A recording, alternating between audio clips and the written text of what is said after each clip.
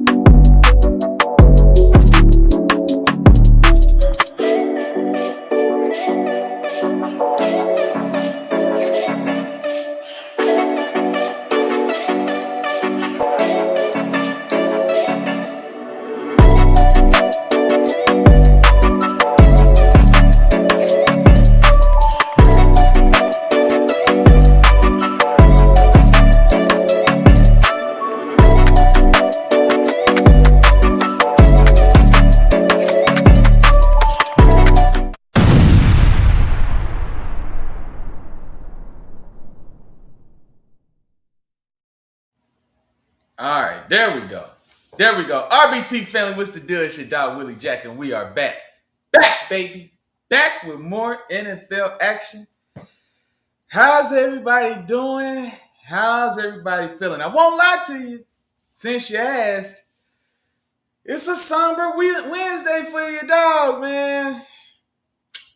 It's a somber Wednesday for your dog, man.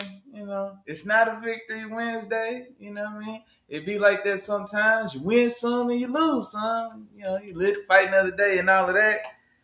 But we for sure gonna talk about it. You know what I'm saying? We definitely gonna talk about it along with everything else, right? We definitely want to recap the conclusion of Wildcard Weekend. We'll get a good early look at the divisional round. It's gonna start on Saturday, and so I'm sure we'll pop in and and preview those two Saturday games as well. And then of course, man, some of the biggest news around the league after I guess Wild Card Weekend officially ended. Mike Tomlin, man, Mike Tomlin, longtime head coach of the Pittsburgh Steelers, my Pittsburgh Steelers, near and dear to my heart. He officially resigned or stepped down as head coach, man, after 19 years. After 19 years, man. But be that as it may, man, y'all get in here, sit on down, calm yourselves down. Now, don't calm yourselves down. Fire yourselves up. You know what I mean? We got a lot of good, interesting football to talk about. A lot of good, of course, news just happening around the league. This year's coaching cycle, man, is the difference this year, and why I think this year's coaching cycle is more exciting than we see a lot of times, because there's some more or less premium franchises involved. Like a lot of times we expect to see, teams that are consistently at the bottom of the league's kind of hierarchy. We're used to seeing them rotate through coaches. We're used to seeing the Cardinals, their job being open. We're used to seeing the Titans' job being open. We're not so far removed from used to seeing the Browns' job being open. You know what I mean? And so, that's one thing. But we've got organizations now, the Steelers and the Ravens, right? And so this millennium, right, since 2000, both of those teams have been one of the overarching, the two of the more successful franchises in the league, right? And both those franchises were marked by, long tenured stability at the head coach position. And now both of those job openings have now, hit the market for the first time in quite a long time, right? And so, which is definitely completely different ball game, man, for what we're used to, right? And so, can't wait to see how this year's playoff cycle, or excuse me, how this year's coaching cycle plays out, and paying even more attention now specifically. My Steelers are here, dog. You know what I mean? My Steelers are here. This isn't familiar territory for me. You know what I mean? Hold on, man. Y'all got to forgive me. I've been trying a new setup with my camera, and I'm still working it out. Y'all gonna have to bear with me. Y'all all right? We be all right. I feel like I'm sitting back a little too far. Let me zoom that in just a little bit. Yeah, that's a little better. That's a little better. But anywho, without further ado, what's going on? How's everybody doing? Let me see. I noticed a couple of y'all early birds in the chat already. You know, I already appreciate that. Let me see what's going on. Here he is. Terrible Tom Walker and them funky ass Texans. Here you go. First one in the chat. He been waiting all week for this. I bet you had. This man ain't been on time since birth. Tom ain't been on time for nothing since he was born. He might have been a late birth. Now he was in the waiting room for about 9 minutes before showtime. Look at this. Look, hey, look, yeah, exactly. Look at that. He been sitting there. I appreciate you anyway, big dog. Let's see. Mondoose is the second one in the building. Said, good evening, Big Nation family. Have a blessed show as always. Appreciate you. Yeah, she said, what's going on with the Steelers coach Tomlin? Shout out to my dog, Keandre, man. Cat Mothership in the building, man. He want to know the same thing. And yeah, he want to know the same thing, man. What's going on with Tomlin? Yeah, we definitely going to talk about it. Man. For sure. You see, he came back, said it was crazier, the coach leaving or the team moving? Or y'all team moving? Nah, definitely our coach moving, man. Because honestly, the name's not gonna change. Like when the Rams is still a little weird because they were an LA team, then they went to St. Louis, then they went back to the Rams. No, I won't use them. Let's say the Chargers. So when the Chargers went from San Diego to LA, like that just sounds bananas. But since y'all just moving, you know, across State Line Road. And y'all going 30 minutes across State Line Road. You know what I mean? So it's still going to be the Kansas City Chiefs. It's just now it's KCK instead of KC Mo. So at least, like, you know what I mean, where y'all watch the games is going to change or differ. You know what I'm saying? But the team itself is still, like, it's still the Kansas City Chiefs. Now, if you had to start cheering for the Portland Chiefs, like, that'd be crazy. You know what I mean? Like, that'd be wild. But, you know, they at least they still Kansas City affiliated. You know what I mean? It's just on the KCK side is all. Yeah, let me see here. My dog Counter came back. He said, terrible time. Congratulations, respect to the Texans. Nah, man, Texans, and the truth of it is, and actually shout out to my dog Tonka, we talked about it. That defense was a terrible, like this I think was the worst matchup for us because of that defense for sure. You know what I mean? For sure. But no, man, we'll definitely talk about it for sure. But you know what? And before we do, it only makes sense, honestly, to you know, get these other ones out the way. You know what I mean? We're gonna get, and honestly, I'll tell y'all this is how I plan to do it, right? So we'll recap what was it? Was it 3? Was it 3 or 4? Well, however many are, we're gonna recap them. We'll recap the earlier games for sure, and then we'll round out, man, with that Steelers game, and then I'll have, you know, give some thoughts on just the state of my franchise, man. What we going through, what's going on, what the outlook looks like, you know what I'm saying, and then also my thoughts on Coach Tomlin. You know, his legacy that he left in Pittsburgh, how I feel about him as a coach, you know, how I feel about, you know, we'll get into all of that good stuff for sure. And so, yeah, man, y'all stick around, man. We're gonna get down and deep into it for sure. But before we do, let's go ahead and recap these games, man. Sunday, Buffalo travels to Jacksonville to take on the Jaguars. Big Josh and the Bills do what they had to do. They take care of business on the road. They win this game 27-24. And I want to say it right now. Let me apologize. I apologize, Big Josh. I apologize, man. I apologize. I knew better. I had no business picking good Trevor, bad Trevor. I named him. I had no business picking Trevor Lawrence and those Jaguars over Big Josh and the Bills. But in fairness now, Big Josh, I just thought matchup for matchup, I thought it was going to be 11 versus 2. You know, you and James Cook versus the Jaguars. You know, they were looking like one of the more complete teams in the league on both sides of the ball. The Bills have really thrived this year running the football. James Cook led the league in rushing. Well, the Jaguars have the number one rush defense in the league. They're at home. I don't think there was a hotter team in the league than the Jaguars. I thought all of that might be just a little too much for my dog, Big Josh, to overcome. But prove me wrong again. He proved me wrong and proved why I'm right about Big Josh. You know what I mean? When Superman puts his cape on, it don't matter what's going on, man. If Superman put on that cape, you can cancel Christmas. It's a wrap. And that's exactly what happened. Big Josh in this one, 273 passing yards, 1 touchdown, no pick, 30 rushing yards, 2 rushing touchdowns on the ground. James Cook did have a tough day, but again, that was the number one rush defense in the league in Jacksonville. 15 carries for 46 yards. Khalil Shakur did the heavy lifting in the pass game for the Bills, 12 catches for 82 yards. And then Dalton Kincaid, tight end for the Bills, he had their long touchdown reception, the long touchdown reception of the day. On the other side, Trevor Lawrence comes back down to earth a little bit, man. He had been playing red hot. He finishes this one, 207 passing yards, 3 touchdowns, 2 interceptions. He also added 30 yards on the ground. Travis Etienne,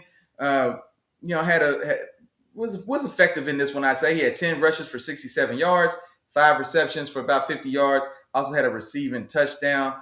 Parker Washington.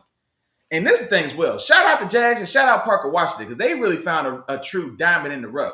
This second half of the season, this last 8 games or so, Parker Washington has really shown himself to be just a truly dynamic weapon. And kudos and shout out to Liam Cohen as well for taking him and putting him in position to actually get the ball in his hands outside of, he was mainly like a punt return, kickoff return style of guy, the type of guy you bring in to throw a screen pass or you bring in to throw some style of screen, more so gadget or so.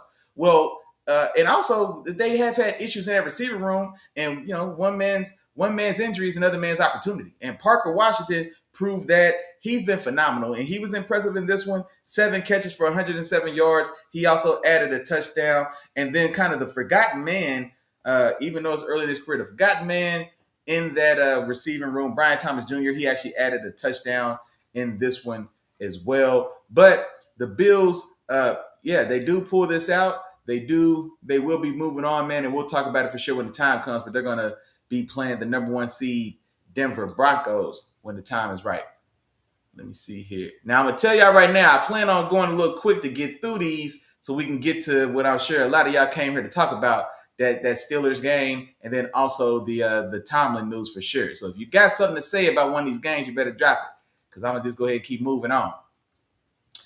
Next up on the list was number 6, San Francisco on the road at number 3, the number 3 seeded Philadelphia Eagles. San Francisco wins this game 23-19. Brock Purdy in this one, 262 passing yards, 2 touchdowns, did throw 2 interceptions, also added, 25 yards or so on the ground. C-Mac had it was a tough day, right? 15 carries for 48 yards. He did add another 66 yards receiving and 2 receiving touchdowns, right? So it was a 100-yard scrimmage day for him with 2 touchdowns. That just feels like regular business for C-Mac, man. Demarcus Robinson led the way for the receiving core, 6 receptions for 111 yards and also had a touchdown. And then Jawan Jennings as well he had a big catch in this one for 45 yards, but he did score a passing touchdown, a 29-yard passing touchdown in this game. On the other side, the Eagles, Jalen Hurts goes for 168 yards and a touchdown, no interception. Saquon ended up breaking off a big one in this one. Also relatively early as well. 26 for 106, added another 25 yards receiving. Dallas Goedert had the long touchdown reception on the day. He had 33 yards in that 1 receiving touchdown. He also did have a 1-yard touchdown rush in this one. Devontae Smith led the way for the receiving group, 8 receptions for 70 yards. And then enigmatic, is that the right word? Polarizing, enigmatic. I'm trying to think of the right word, man. Superstar receiver. A.J. Brown had one of his rougher performances, what felt like one of his rougher performances, man. It definitely of the year or the last couple years. Tough game for him. He finishes with 3 catches for 25 yards, but he did have, and this is the thing about it as well, man, for perception versus reality and all that. It felt like he had 4 or 5 drops in that game. Like it really did. And y'all know, I done been down that road. I beat that horse to death. I brought him back. I beat him and killed him again. Y'all know how I feel about A.J. Brown. A.J. Brown, for me, is one of the premier wide receivers in this league. And I think a lot of his production woes and a lot of his, I don't even want to call him antics, because I do think he was, he had a right to be upset. Now, how he reacted is how he reacted. Long story short, y'all know how I feel about A.J. Brown. This is an ugly game, man. This was a very ugly game for him. Like I said, I thought he had like 4, 5 drops. I went back and checked the stats. I guess he was actually credited with 2 official drops, right? But the 2 he did drop were big, because honestly, I think they were also in the second half, and they were critical. And they were critical as well. So 2 big drops for A.J. Brown. And of course, the rhetoric or discourse around that is always going to be, right, oh, you did all that talking, you did all that complaining, now look. It's unfortunately for A.J. Brown and for most of us as well. When you get to talking a little bit or you get to chirping a little bit, you do put more of a spotlight on yourself, right? And it's just the nature of the beast that, more than a success story is that more than a success story, people love to see the hero fall, right? You know what I mean? So like people are more intrigued by watching the plane crash as opposed to watching a plane take off. You know what I mean? And so, right, wrong, or otherwise, that's what ended up happening to A.J. Brown, man. And so I think a lot of the criticism as far as his overall level of play, his standing as where he ranks amongst receivers in the league and all that good stuff. People, if you're not a fan, of course, you could point to this to use this as that, well, I told you so. I told you because he had this poor performance. But I don't like that, man. I don't want to overcorrect one way or the other. You know what I mean? When he was giving you 8 for 120 and 2 touchdowns in the second half against the Rams, don't tell me that, what I'm saying, like, well, how'd you feel then? Because if you didn't feel that way then don't feel that way now when he goes 3 for 25 and had 2 big drops. You know what I mean? That's how I feel about it. So, but definitely a tough day for him. And then the thing about this game that was I was surprised and also impressed. Niners came out and went right at Quinyon Mitchell. I mean, the Niners came out and went right at him. I think there was the first pass completion of the day was a big play on him. He gets kind of broke. He got broke off. I don't know another way to say it. He got broke off for about a 30, 35, I don't know, was it 40-yard gain right out the gate? And mind you, Quinyon Mitchell just was named first team All-Pro in this league. I think he led the league in some of the key statistics as far as pass completions against, pass rating against, etc. So by and large, especially for this year, he was probably considered cornerback 1 across. But in some people's eyes, he was seen as the cornerback 1 across the league. Niners came out and went right at him. Right, so we get the big play right there out the gate, and then we get the early touchdown that he allowed as well, the first score of the game for the Niners. And mind you, Quinyon Mitchell hadn't given up a touchdown all year long, right? And so Niners came out and went right at him. So kudos and credit to them. Now, in the grand scheme, Quinyon Mitchell, he did lose the early battle, but he won the personal war. I don't want to say he won the whole war because his team is still looking for Cancun tickets like my team, right? So they did lose the game and they're out of the playoffs, but he did secure 2 interceptions throughout the course of this game and really, got that back. He got that one he gave up for the touchdown back and then some. He went and got another one as well. So really got some redemption right there in the game. And that's a kudos and a credit to him as well for not going in the tank, right? For locking in and bouncing back and making plays and, getting all that dirt off his name. And so kudos for him. And yeah, there we go. Like I said, if y'all got something to say about one of these games, you better say it. You better say it now because we're going to move on so we can get to what we came to do. And then next game up, last one, The 6 seed Chargers go, or no, 7 seed Chargers go on the road and face the 2 seed New England Patriots. This one was a very low scoring game, not an overly entertaining game to watch as well. Honestly, Patriots do win this game 16-3. I think they end up pulling away. If I remember right, they end up pulling away and scored the lone touchdown in the second half of this game. This is a pretty just tough, defensive, grinded out game. Neither offense really had much momentum had much momentum for the greater bulk of this game.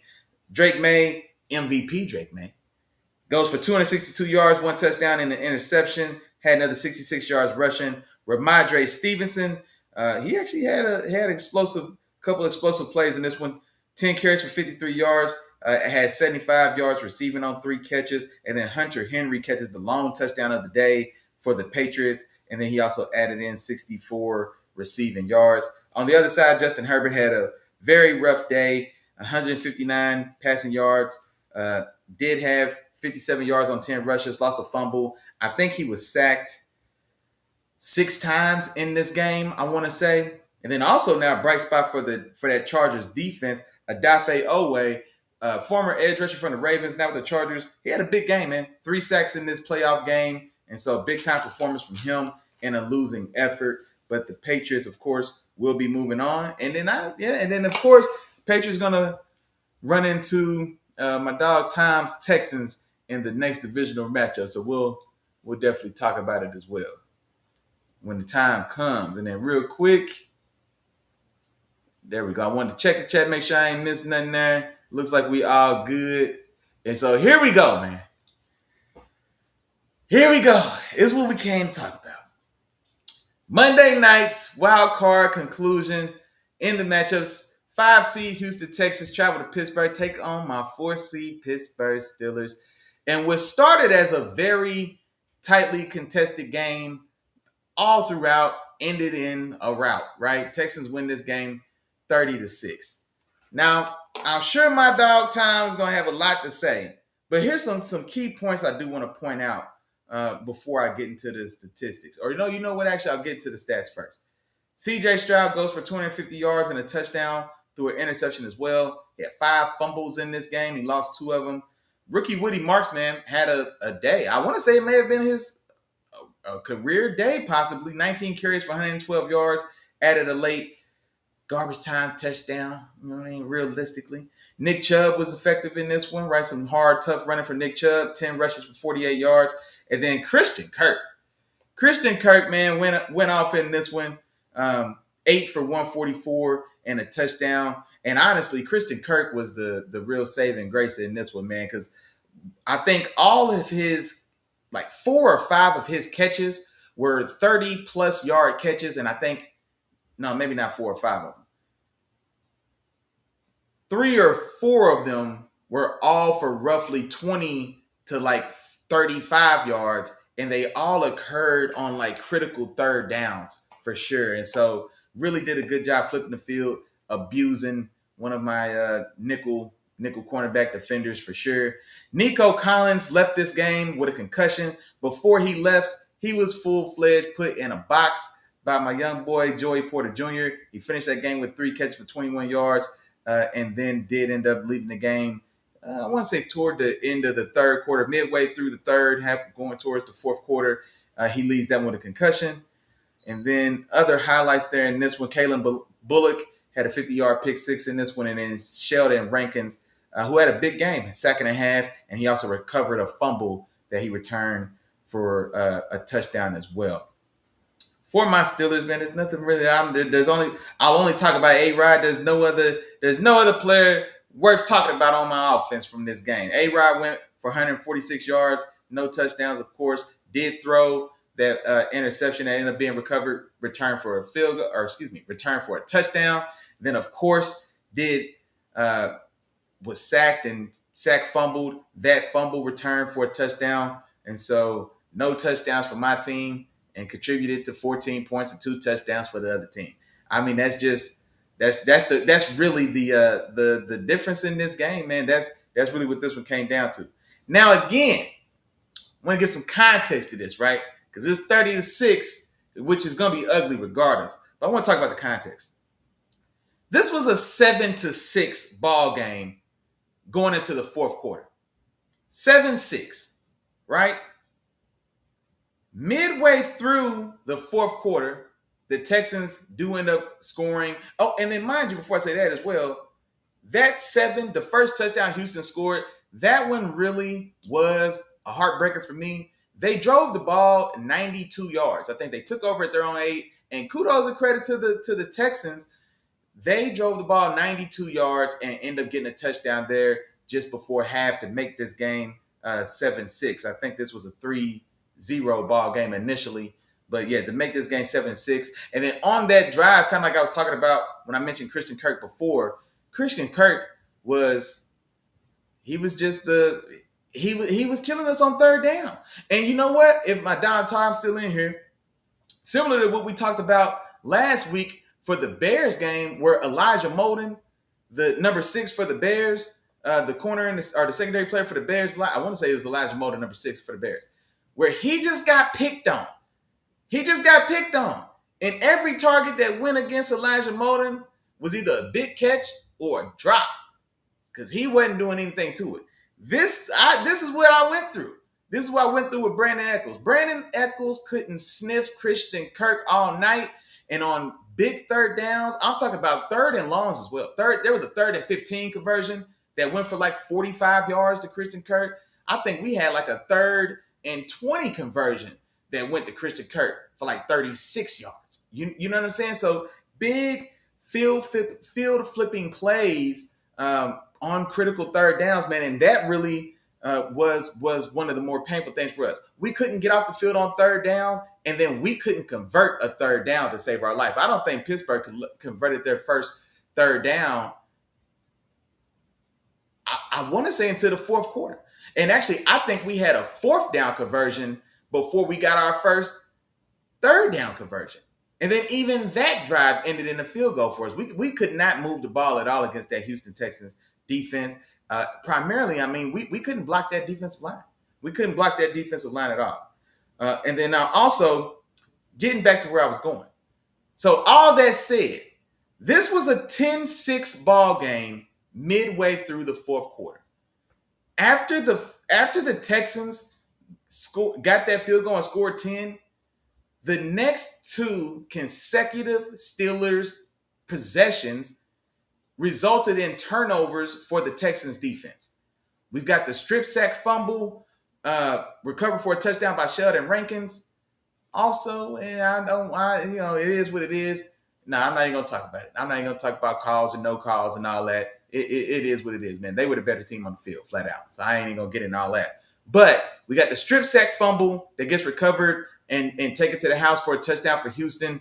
I want to say roughly 45-yard return. And at that point, that made the game 17-6. And honestly, the way that game was going, that game was that right there was essentially a dagger because our offense hadn't shown that they could move the ball just at all. I don't know if we had a drive that we gained more than 20 yards all night. You know what I mean? I know we had several that we didn't gain 10, but we had that one. After that fumble, the very next possession, we get the pick six. So now this 10-6 ball game midway through the fourth quarter explodes to 24-6 in the matter of about 90 seconds of gameplay. Literally. And it was game over from there. And then, of course, now Woody Marks ran well all night. So I do want to say that. Woody Marks ran well all night long. He really did. But it's 24-6 in the span of 90 seconds. The offense gave up 14 points. And then Woody Marks, of course, toward the end of the game, he gets a relative garbage time style touchdown at the end to expand that lead to 30. But, that was the ball game for us. Definitely, again, kudos and congratulations to these Texans. Shout out to that defense. Shout out to that defensive line. We've sung their praises on the show. We've talked about Will Anderson Jr. and Danielle Hunter, the best rushing duo in the league. We've talked about on this show how Danielle Hunter may be the most underrated pass rusher of his. No, not even must be. He's the most underrated pass rusher of his generation. Danielle Hunter, I want to say, has something like 115 sacks. That is very elite company. And I want to tell you how special that is or how dominant that is. Danielle Hunter has more career sacks already than Dwight Freeney. He's got more career sacks than Derek Thomas, right? This is elite level production, right? And this is a guy that for the bulk of his career has just been he didn't make the Pro Bowl this year. He didn't get an all-pro vote this year. And I want to say he finished top 5 in sacks. I want to say he maybe finished 3rd in sacks behind Myles Garrett and Brian Burns. And I think that Danielle Hunter was next on the list. So this is a very dominant pass rusher who's just, like I said, man, he's just flown under the radar for one reason or another. Feels like the majority of his career. But fantastic pass rusher, fantastic player. Will Anderson was absolutely unblockable, completely dominant in the run game, pressure consistently. I think he only finished with like half a sack in this game officially, but he was a monster. We couldn't do anything with him. I mean, we just flat out couldn't do anything with him. And yeah, man, Texans, y'all did the thing, man. Y'all did what you had to do. So kudos and congratulations to y'all. Now, here's what we came to talk about as well. End of an era for my Pittsburgh Steelers. Mike Tomlin announces his retirement, or excuse me, not his retirement from coaching per se, but he did resign as head coach of the Pittsburgh Steelers. Now, there's a couple things I do want to say about that because I think I've seen or heard in some outlets where some people were saying that, well, he retired, he resigned so that he wouldn't be fired, or, it was one of those face-saving measures by the organization allowing him to, keep his dignity, etc., and all of that good stuff. That wasn't the case. That wasn't the case at all. Mike Tomlin was set to come back next year as far as ownership is concerned. And our owner came out and had a press conference, and he spoke to this as well. So I don't want to hear what anybody else has to say. The horse spoke. You want to get it straight from the horse's mouth? The horse spoke. Mike Tomlin was going to be the coach for the 2026 Pittsburgh Steelers if he wanted to be the coach for the Pittsburgh Steelers in 2026. Mike Tomlin went in, had his meeting. It was, like your standard exit meeting that's going to happen at the conclusion of every season. And then he let ownership know that he was stepping down. Ownership did not. This was not something in the cards for them, right? They fully intended to have Mike back for 2026. The players in the locker room as well, overwhelmingly so. And so that's number one. But I do want to talk about, I guess, his legacy or my thoughts. And actually, before I do, my bad, man, I had to check this chat and see my dog Tom. What he say? Oh, okay, yeah, couldn't block Will Anderson at all. For sure. Man, no, we couldn't. And honestly, Tom, if you remember, this what me and you was, when I talked to you about it, I said, man, look, I got fourth string, I think he was a fourth string undrafted left tackle that's been starting for the last 3-4 games. And then I had my second year right tackle. And honestly, he missed, I think, all his rookie year with an injury. And so, no, he played in 2 games. I want to say he played in the first 2 games as a rookie. But he essentially redshirted his rookie year last year. And then of course he made his first had his first full year this season. And one of the things I was telling Tom was like, honestly, he's played well. He's played very well, honestly, but he's not ready for Will Anderson. We talked about this, right? And one thing I told Tom is like, Will Anderson is gonna win that matchup. But the thing about it is, like, Troy Fatano, you just got to be able to just hold your own. Die slow. You know what I mean? Don't be a turnstile. You got to find a way to win your fair share of rushes. Jab back. You know what I mean? Jab back, baby. Jab back. That's all I needed. And instead, unfortunately for him, and it's no lack of effort, I'm telling you, Troy Fatano's got fantastic film out there, man, if you want to go back and look at it. He's capable, but he's young, and he was completely overmatched. And honestly, for the bulk of this game, he was that turnstile I was afraid that it could be, man, matching up against Will Anderson Jr. and Danielle Hunter as well. Danielle Hunter, they don't necessarily trade sides as often on that Texans defensive line. I think Hunter lines up on the defense's right edge like 80% of the time. They did a little switching and flopping in this one, But no, Fatano had a very rough day, man, and not just him. That offensive line, Sheldon Rankins, the interior pressure with the stunts, the fumble on A-Rod was caused by a stunt on the inside, and so they go. Tom might know what I'm talking about. They had three heavy on the strong side so that you can focus and isolate the right defensive edge, backside edge rusher on his own. You force that one-on-one matchup by overloading the other side, so the line has to split slide, right? And so we've got to get like a B slide where the left tackle is going to be forced one-on-one because everybody else is going to have to slide to the right because they're overloading that side. And then from that alignment, right, it was just a great defensive stunt. And then they run a stunt that has D tackle Sheldon Rankins loop back around into that backside B gap that we just slid from. So he comes right down the pipe, gets in. And honestly, it was a party at the quarterback, man. It was probably about four bodies right there piling on A-Rod. Ball gets knocked loose. Sheldon Rankins recovers the fumble, and he runs that back for a touchdown. But no, that was just great scheme play, man. And just like I said, their defensive line supremely overmatched our offensive line completely. Now, getting back to Mike Tomlin, man. Now, for me personally, I'm a Mike Tomlin fan. I was a huge Mike Tomlin fan. I'm still a fan of Mike Tomlin. I do definitely wish him success as long as he's not coaching the Ravens, and that's not going to happen. You know what I mean? But, assuming wherever his next stop is, and I do think Mike Tomlin's going to come back. Mike Tomlin is a full-fledged football junkie, and he's still a young guy. He's been coaching for just shy of 20 years in our one spot here, 19 years, but he's a 19-year tenured head coach. He's not 55 yet. You know what I mean? And so in the grand scheme of things, for context, how old is Pete Carroll? Pete Carroll just got let go by the Raiders, right? But Pete Carroll's is Pete Carroll 76? You know what I mean? So in the grand scheme, as far as coaches are concerned,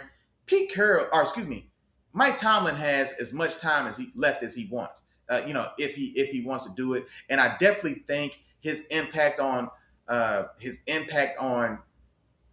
on players, on locker rooms, on organizations, and the things that he brings, I think are definitely going to be seen as super valuable, and especially with the issues or the lack of true quality head coaching in the NFL. And so I definitely think he's going to be able to write his ticket when he wants to come back. But me specifically, giving you some highlights from his career, 19 years, the no losing record thing. And I'll tell you, I'm so sick of hearing. I hate that stat. You know what I mean? I don't even like that stat for me. And what's crazy, I don't even think I knew that stat until year 12 or so. And I think ESPN finally picked up on it or something like that. Because honestly, me as a Steelers fan, I never talked about that stat at all. That stat found me, right? But it is still impressive. It's remarkable. 19 years without a losing record, and especially when we talk about the greater context of how he got there, right? His overall record, he had 309 games total. And now this was an interesting stat I wasn't aware of. In total, he coached 309 regular season games. I saw a stat that said out of 309 regular season games, there was only one game that the Steelers went into in which we were already mathematically eliminated from the playoffs. And so I want to explain. It's not to say that we made the playoffs every year under Mike Tomlin. That's not what I'm saying, because we didn't. There were years that we didn't make the playoffs. But the point being is that we were live in every game for the playoffs over 19 years, over 309 games. There was only one game in which, going into this game, there was no way or no shot that we could make the playoffs. We had already been eliminated. So essentially one relatively meaningless game, one pride game. You know what I mean? And I think that game was in 2012. Yeah, that game was week 17 of 2012. That's the one game in which we went into this game and we had already been eliminated from the playoffs. Other than that, we were always in live contention for the playoffs and made the playoffs a fair amount of times as well. That style of competitive consistency regardless of circumstance, regardless of talent, regardless of roster, regardless of any of that, that right there, I think is one of the, that's, like I said, that's a new stat for me. But I think that is just as impressive or more impressive than even the no one, maybe not more impressive, but that is almost as impressive as the no losing seasons over the course of 19 years. That's a fantastic stat. His overall record, 193 wins, 114 losses, and 2 draws. That 193 wins as the Steelers head coach, that ties him with the great Chuck Noll. Chuck Noll, the head coach of the early Steelers dynasty from the 70s. He won 4 Super Bowls in that decade. He also finished or retired from as Steelers head coach with 193 wins. Now, also, comparatively, Mike Tomlin reached that figure or tied that mark in 4 less seasons coaching than Chuck Noll did. This was a winning coach. You can believe the hype if you want to. This was a winning coach. Now, everything wasn't pretty for sure. And then also, don't let me forget, he did have 2 Super Bowl appearances with, of course, with the legendary Super Bowl victory over the Arizona Cardinals. I still think that one Super Bowl has 2 of the top 5 plays in Super Bowl history, right? The James Harrison goal line, 100-yard pick 6 interception return right at halftime with no time left on the clock, and the game-winning touchdown catch in the right corner of the end zone from Big Ben to Santonio Holmes. Those are 2 of the top 5 Super Bowl plays of all time. I argue with your mama, argue with a stop sign. That's it. You're not gonna tell me there's not 5 better. I'll give you those 2. I'll give you Eli Manning. I'll give you the Eli Manning helmet catch, right? I'll give you, if you want to say the Julian Edelman diving double catch on the ground in the 28-3 comeback. I don't think that's necessarily top 5. The 2 of the top 5 ever. And I'm not here to tell you what Lombardi and them boys did in the 60s. I know it wasn't that damn exciting regardless, but 2 of the top 5 ever. So those are definitely very memorable, and definitely very memorable for me. Now, we've talked about the good. I do want to talk about the bad as well, because I'm not here to sugarcoat what it was, right? We have been on a 9-year playoff win drought in Pittsburgh. This isn't familiar territory for my Steelers, right? But a 9-year playoff drought. Now, that's not acceptable. It's not acceptable, especially for an organization, right, that prides itself on championships, right? On championships. So that's of course, that speaks for itself. Now, our fan base, I'm talking to my Steelers fans here. Our fan base, for the most part, we are spoiled, right? This isn't what we're accustomed to. We're accustomed to making a run or being in the mix and being closer to the Super Bowl than not most every year that we lace up and play football. But we have been on a 9-year playoff drought. Now, here's some concepts I want to talk about for this playoff drought. I want to talk about what he had to work with, okay? Because I'm going to tell you right now, for a lot of these years that we were competitive, that we did finish over 500, that we did find a way to win our division, that we did find a way to make the playoffs, we overachieved. We overachieved as a team. And I think Mike Tomlin's consistency in finding ways to squeeze and scrape every ounce of competitiveness that he could from this team, I think it backfired in that it gave a lot of our fan base a false sense of where we are and where we have been as a team for the greater part of this last decade, right? We've been a 6-10 team more times than not that found a way to go 10-6 instead of 6-10, right? Or 7-11 now. There's 17 games now, right? So we've been a 7-10 team more times than not that found a way to go 10-7. That is a direct reflection of Mike Tomlin and what he was able to do with this roster and with our team and some of the context here. Over this time frame, we had a long stretch of older Big Ben. I got love for Ben, man. Ben gave me 2 rings. You know what I mean? Ben gave me and my Steelers 2 Super Bowl rings. You know what I'm saying? So I'm going to always appreciate Ben for that. We held on to Ben out of loyalty, right? And that's one of the hallmarks of our organization is that we are loyal. We've had 3 coaches since the 60s. We've had 3 coaches since the 60s, man. Period. And so we are a very loyal organization. Truthfully and respectfully, Ben probably was there 3 seasons too long. Truthfully. Ben truthfully probably held on for 3 seasons too long. I'm not talking 1, 2, 3. 3 seasons. We had that. Now, during this time, I do want to, and I don't know, and I'm just going to say it. So during this time, Tomlin did push for us to draft, honestly, Lamar Jackson and Jalen Hurts in this time frame as well. And now ownership, front office, Kevin Colbert and whomever else at the time, right? Honestly, you know, those things were shot down, right? In favor of course, riding it out with Ben, letting him go out on his shield, letting him go out on his horse, right? And so we made do. And like I said, it didn't hamper us from remaining competitive, but it did set us back, not only in that time because we didn't have anything in the chamber, right? We had 2 bullets left, and we had no ammo in the pouch. You know what I mean? So we let that cupboard run bare, is what we did, and then we paid the price.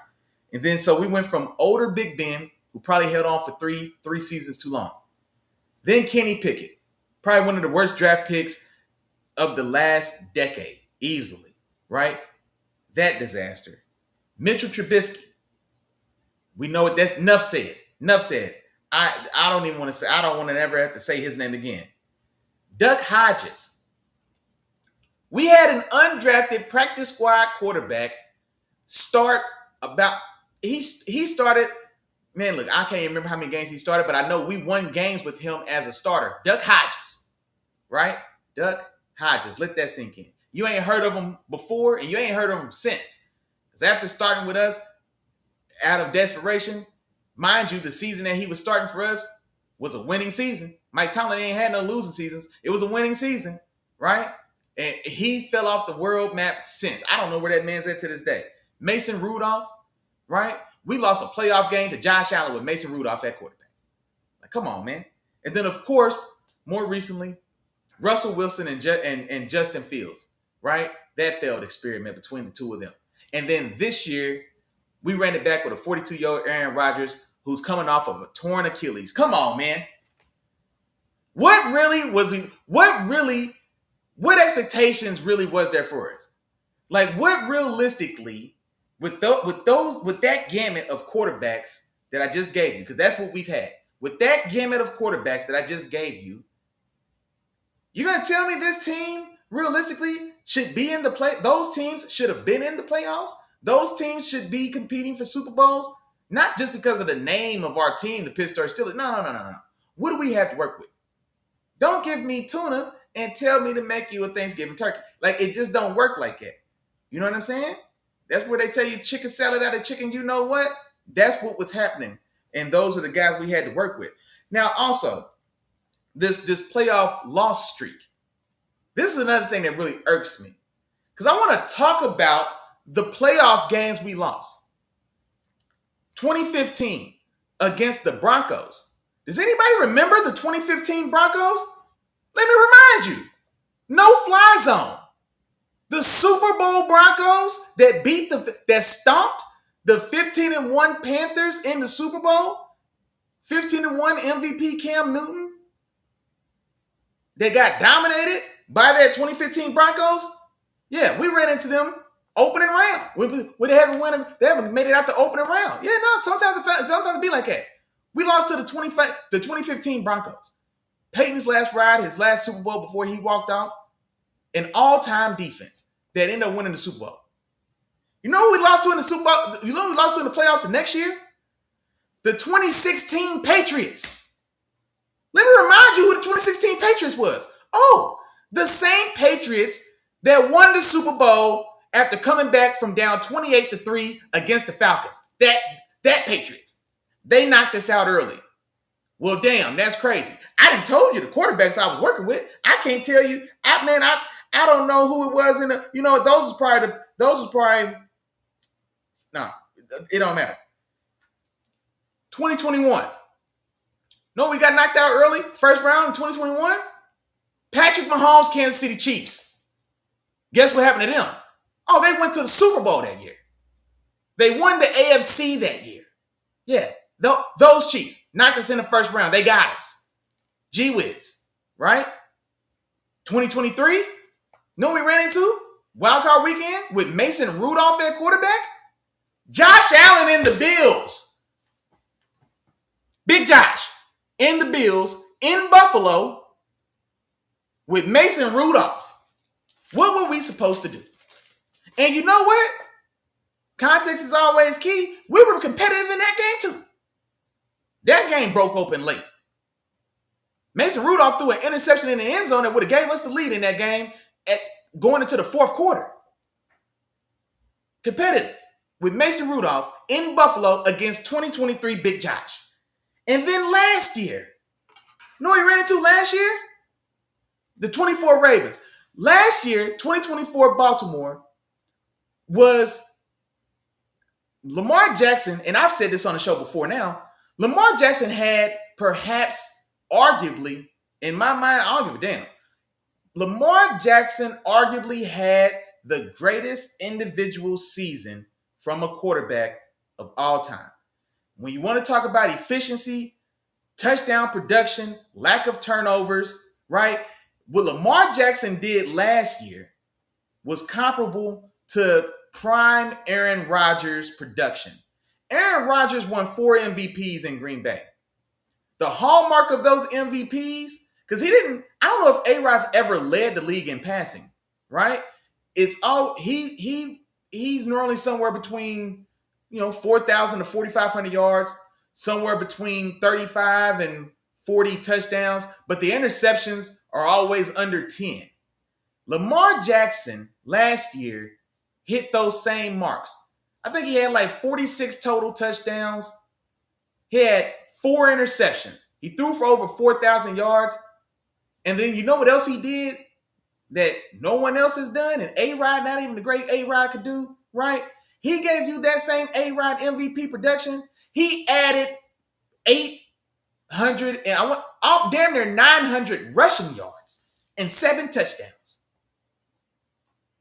That's the guy I lost to last year. And then that's just Lamar. We forget Derrick Henry had one of the greatest seasons for a running back ever. And Derrick Henry's season last year gets overshadowed because Saquon Barkley on his revenge tour went for 2,000 yards. But we forget Derrick Henry finished 50 yards behind Saquon.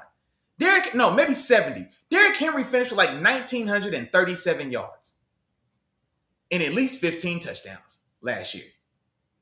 That Ravens team knocked us out last year. So that's why when we talk about this playoff drought and we're supposed to be competing for Super Bowls, nah, man, we're not being realistic.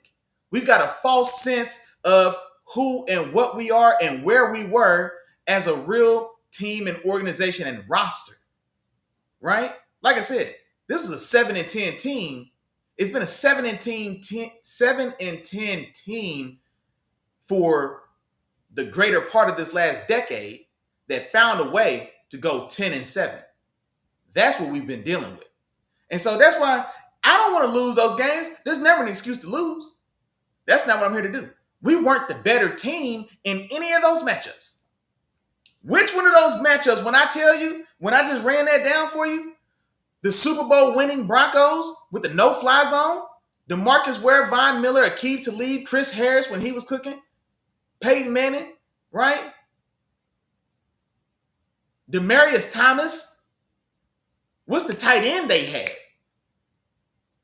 They had an all-pro caliber tight end as well. Emmanuel Sanders. I'm talking about an all-star team, Broncos. Won the Super Bowl that year. The next year, the Patriots. Same Patriots who came back from 28-3 against the Falcons. Like, come on, man. What y'all want from me? Prime Patrick Mahomes Chiefs. Went to the Super Bowl that year as well. Prime Josh Allen. Josh Allen's still in his prime. Premium Josh Allen.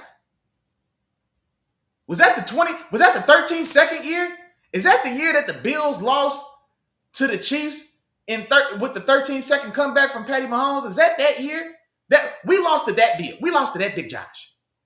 Come on, man. Stop it. And then last year's Ravens with two of the all-time greatest single seasons ever put forward by an individual quarterback or individual running back. Man, look, like I said, we haven't produced, but at the same time, I don't want to talk like it was an even matchup in any of these. I don't want to talk like it was an even matchup in any of these. That's the context that I had to apply to it. And it's for those reasons, right? When I actually look into it for those reasons, those are the reasons, like, nah, Mike Tomlin can still be my coach. I still want Mike Tomlin as my coach. Because another coach would have went ahead and turned in a 5-12 season. Another coach would have turned in a 6-11 season. He'd have went ahead and let that 7-10 season ride. Nah, not here. Not in Pittsburgh. Not Mike Tomlin. No. We ain't laying down for nothing. You know what I mean? We're not laying down for nothing. And so I always respected that. I always definitely appreciate. I don't know if you can find a player outside of James Harrison, Debo Harrison, and I love Debo. But Debo is a spurned. Man, Debo jaded, man. Debo spurned. Debo ain't healed yet from his exit from Pittsburgh, dog. Realistically. And I love James Debo Harrison, man. You know what I mean? Like, I really do. I got real love for James Harrison. He was a fantastic player for my Steelers, for sure. But he got replaced by TJ Watt. They drafted TJ, they replaced him. He felt like he still had another year or two left in the tank and that they pulled the plug on him too early. And he never got over it. And if I'm him, maybe I don't know if I'm not going to say I blame him or not. But he never got over it. Outside of Debo Harrison, I don't know if there's ever been another player that has a negative thing, a truly negative thing or disparaging thing to say or remark about as far as Mike Tomlin. And so that's why I wasn't a fan of all this fire Tomlin talk, all this type of stuff. Like, nah, because I look at the real context and see what we are, man. Don't be a former beauty queen who think you still got it 15 years later, big dog. You know what I mean? This ain't high school. Don't show up to the 20-year reunion and you still think you that same 17-year-old girl who won homecoming. Nah, baby. Nah, life hit you hard, sweet pie. Life hit you hard, sweetie pie. You not that same girl. Pittsburgh fans, by and large, thought we were still that same homecoming queen. Nah.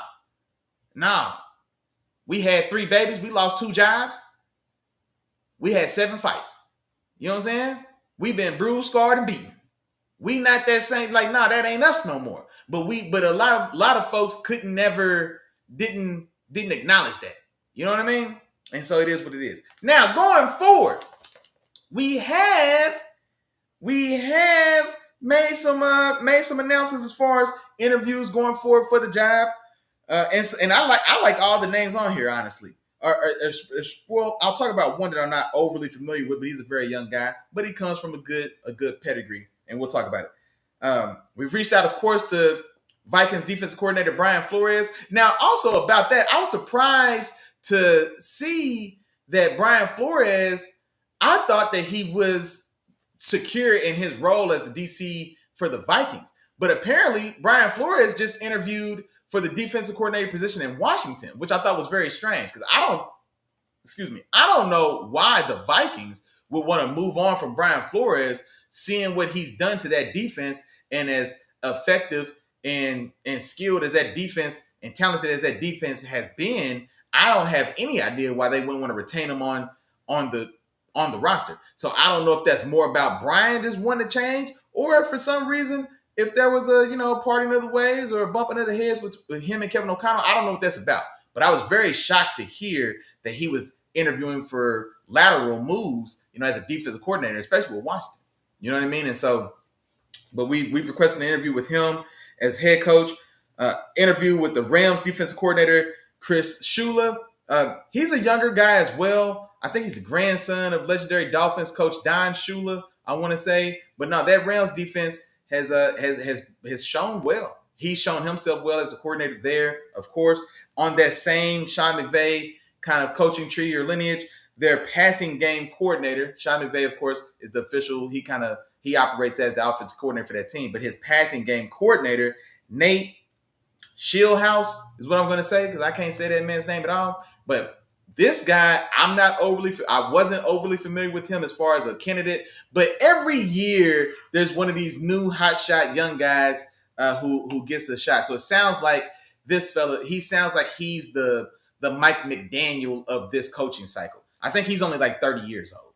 You know what I'm saying? But similar to Mike McDaniel when he was getting his looks from underneath McVay or Shanahan, it's all extended family, right? So he's like the Mike McDaniel of this coaching cycle. And then, of course, the Chargers defensive coordinator, Jesse Minter. That Chargers defense has also shown itself very well, very tough and well-coached unit. And then last but not least, the defensive coordinator, Anthony Weaver for the Dolphins. And then honestly, that Dolphins defense, man, they've played well also. So those are the 5 interviews that we've got lined up or scheduled already from the news that we got about Mike Tomlin stepping down. And then honestly, like I said, I really like that list. And then of course, even without knowing anything about the offensive pass game coordinator, Nate, I'm calling him Schoolhouse. I'm just calling him Schoolhouse. Without knowing much about him, the good thing or the thing about him, honestly, is that he comes with good pedigree, man. Anything attached to Sean McVay is worth his weight in gold in the NFL in these days. And so he's the next iteration of that. And so that alone, for me, makes him an intriguing candidate. And then honestly speaking, man, if I had to choose, I like both those guys. I like Chris Shula as our head coach, and I want him to bring his homeboy, bring little Nate with you, and let Nate promote to official offensive coordinator, unless somebody snatches him up and maybe gives him a shot at the big seat as a head coach. But that'd be my preference if I had to pick one. But yeah, that's what I got for y'all. That's what I got. Let me see. My dog Tom has some comments. Do you think the Texans retired Mike Tomlin? No, I don't think so, man. And realistically, I think like the job itself has been wearing on him. I think Tomlin, kind of like for some of the reasons I was talking about, where the expectations, justified or otherwise, of the fan base, I think has just been aware. And for whatever reason, man, there's a great chunk of Steelers fandom that just never really got on board with Tomlin as the head coach. I don't know what else to tell you, honestly. Like, I don't think Tomlin it never felt like Tomlin had the full support of the fan base. There was always a contingent of Steelers fandom that were just not fans of Mike Tomlin, man, for whatever reason, right? For whatever reason. And I think some of it definitely had to do with the way that the fan base felt about Bill Cowher. I was like that as well, man. I love Bill Cowher. Bill Cowher, when I think of a Steelers coach, just the image in my mind is like a Bill Cowher, right? Because Bill Cowher's a big guy. Bill Cowher played linebacker in the league. You know what I mean? And so, he's like 6'4". He's probably about, 230. He's got that big ass stern, stiff jawline, that big ass butt chin. You know what I mean? So he just fits that look. And so I was a huge Bill Cowher fan as well. And then, Mike is still a damn good leader. He's still, he's probably the best speaker of any coach you'll ever hear. You hear Mike Tomlin speak, and like I said, man, you always pick up some type of nugget. He's been renowned now for like his own like Tomlinisms, right? So famous quotes, quotables, and sayings and things like that. And so, different style. And then also, man, Mike came in smooth, man. You know what I mean? And smooth Mike. So he's not necessarily that kind of rugged bruiser like a Bill Cowher, right? Because Pittsburgh is a steel town, man. Steel mills, steel factory workers. You know what I'm saying? And so there was contingent, I think, just that always just were just gnats at his barbecue, regardless of what he did, what type of success. They were always just kind of gnats at his barbecue. But then also, like over the years, with the lack of success in the postseason. Now, I already went through the context of that lack of success, right? But again, Steelers fans, by and large, were spoiled. And so it doesn't, we still see ourselves as that pretty 17-year-old homecoming queen. We wasn't that girl no more. You know what I mean? Like, and then the losses that we took, like out of the ones I listed, who's gonna tell me any of those was a bad loss? Which one of those playoff losses was a bad playoff loss? Which one of those games were we supposed to win? Which one of those games were we supposed to win? Right? And that's just being real. But I think, like I said, man, a lot of Steelers fans, we had like an inflated sense of ourselves for where we truly stood as a team and as a roster. You know what I mean? And so, and then also the noise about, fire him, get him out of here, it's getting stale, woo. That wears on you, man. Like those conversations, especially I want to say like over these last 3 years, like what started as kind of whispers in the corner definitely turned into chants in the stadium. There were fire Mike Tomlin chants this year, y'all. That's that's ridiculous. There were fire Mike Tomlin chants in our stadium in Pittsburgh like a month and a half ago. And if I'm Mike Tomlin as well, hearing that, you know what I mean? Because I feel the same way. Man, look, man, I ain't got beg to be nowhere. You know what I'm saying? And so I think a lot of it has just been kind of wearing on him. I don't think he was appreciated, man. Not by the greater overarching Steelers fan base. Like by and large, man, I just think he was underappreciated. And it's one thing, like once you feel underappreciated, and this goes in any relationship, just real talk. Once you're unappreciated, it's hard to stay anywhere. You know what I'm saying? And I don't give a damn what nobody wants to say. Nah, once you feel unappreciated, because you can feel there's a lot of things, and y'all grown. Y'all know how relationships work. So there's a lot of things that'll go on. There's times where each other, we're angry, we're not speaking, we're not whatever, we're not vibing, woo. But once you truly feel unappreciated, like a lot of times, man, that's it. Like that's the final straw. You know what I mean? That's just the final straw. And so I get that, man. And to tell you the truth, Tom, I think regardless of the outcome of that game, I think he was stepping away after this year regardless. Like I do think, especially I think Tomlin came out and he spoke about it. But honestly, at the same time, I don't expect him to say nothing different than what he said. I don't think he's going to say, man, they booed me in my own stadium, man, and it hurt my feelings. So I don't expect him to say that. But regardless of how this season played out, I think he was going to give it his all this year, right? This season, this playoff season. Now, of course, we didn't want the season to end so long, or we didn't want the season to end so quickly. But I do think that it had got to that point where, like, it was a lot of water under that bridge at this point. So I do think he was gonna step away after this season, regardless. To tell you the truth, there were also like little non-verified sources being leaked or whatnot that he's getting offers from TV jobs and etc. And for the first time maybe ever that he's maybe his people are actually taking those offers. And like Mike didn't get involved personally, but so there's been a little smoke out there that he was probably going to step away. And so I think I think realistically, man, I think this is probably going to be the last season regardless. Like I say, if we'd have won this week and then been going to New England and lost this coming week to New England, win or lose that, you know what I'm saying? Like I think he was going to step away. I think he was going to step away anyway.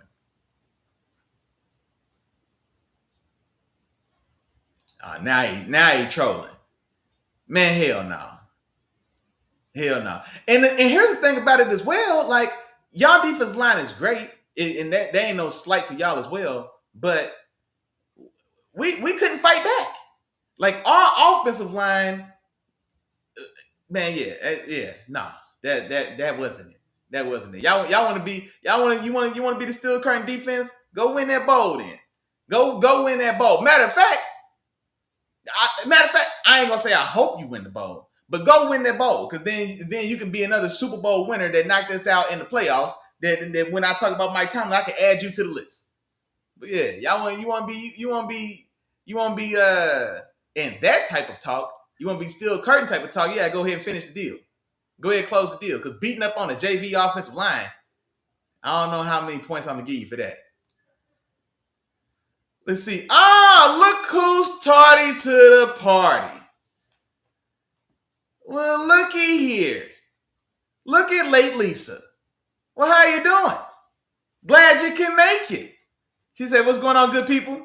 She don't want to hear nothing crazy. Here they go.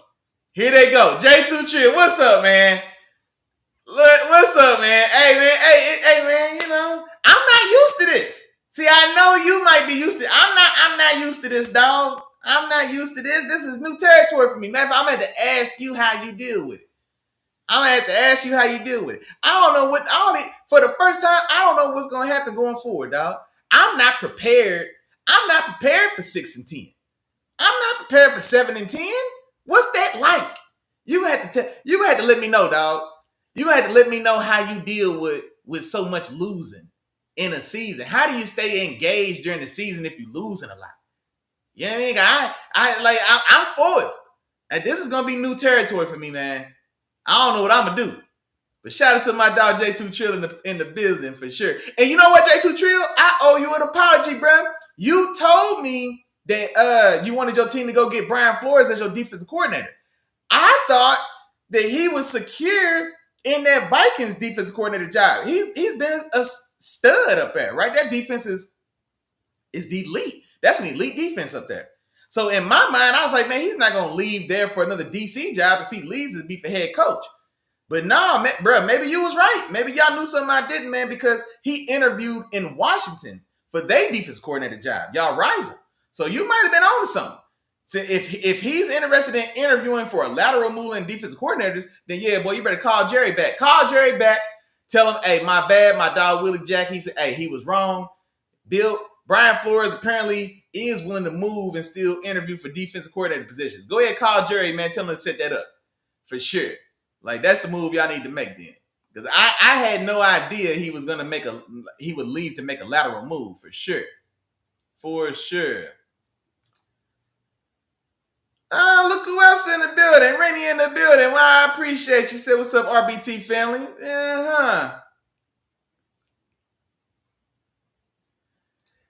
You know what, Tom? Hey, man, my dog Tom said maybe it's something to do, you know, maybe he didn't have the right complexion for protection. And you know what, man? I mean, you know, I don't know, man. Well, and here's what's interesting about that. And yeah, you know, maybe that had a little bit to do with it, dog. I mean, you know, maybe in some circles, not across the broader base for sure. I don't think so. But in some circles, yeah, man. We see the news today. We know what's going on in the world. We know these racists have infiltrated every facet of American life instruction. So yeah, I definitely believe there's gonna be a contingent of the fan base that maybe just couldn't get on board with, you know, having the first black coach in the history of the organization. Now, also, mind you, I think the organization's only had, like I said, we've only had 3 coaches since the 60s. So it hasn't been a lot of opportunities there for them. But yeah, man, I don't doubt that there's definitely a contingent of folks who, you know, who maybe held that against them in addition to maybe some other things as well. Now, one thing I would say that's dope about the Steelers is that, of course, the Rooney Rule. Well, the Rooney Rule, named after our original owner, Dan Rooney, before he passed away, who drafted and pushed that bill or that rule in the NFL and got it passed, that was in favor of giving minority candidates a shot. Because we forget, man, black coaches couldn't even get an interview. Like a lot of black coaches couldn't get an interview, let alone a job, right? The job was out of the question.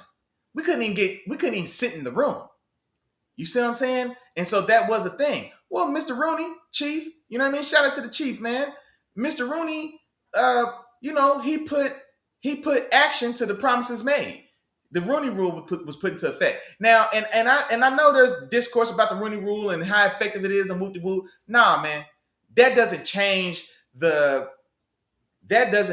intention of what it was done, and it was still monumental. And Mike Tomlin was a benefit of that rule because Mike Tomlin wasn't a heralded candidate when he came in as our head coach, right? The Rooneys passed that bill or pushed that mandate, right? They made the push and got that passed across the league And then we interviewed an unknown black head coach who was the defensive coordinator in Minnesota. But he was the defense coordinator in Minnesota for one season. Because before that, he was on Tony Dungy's staff in the Buccaneers. So he cut his teeth under Tony Dungy as their secondary coach for, 5-6 years or however long it was.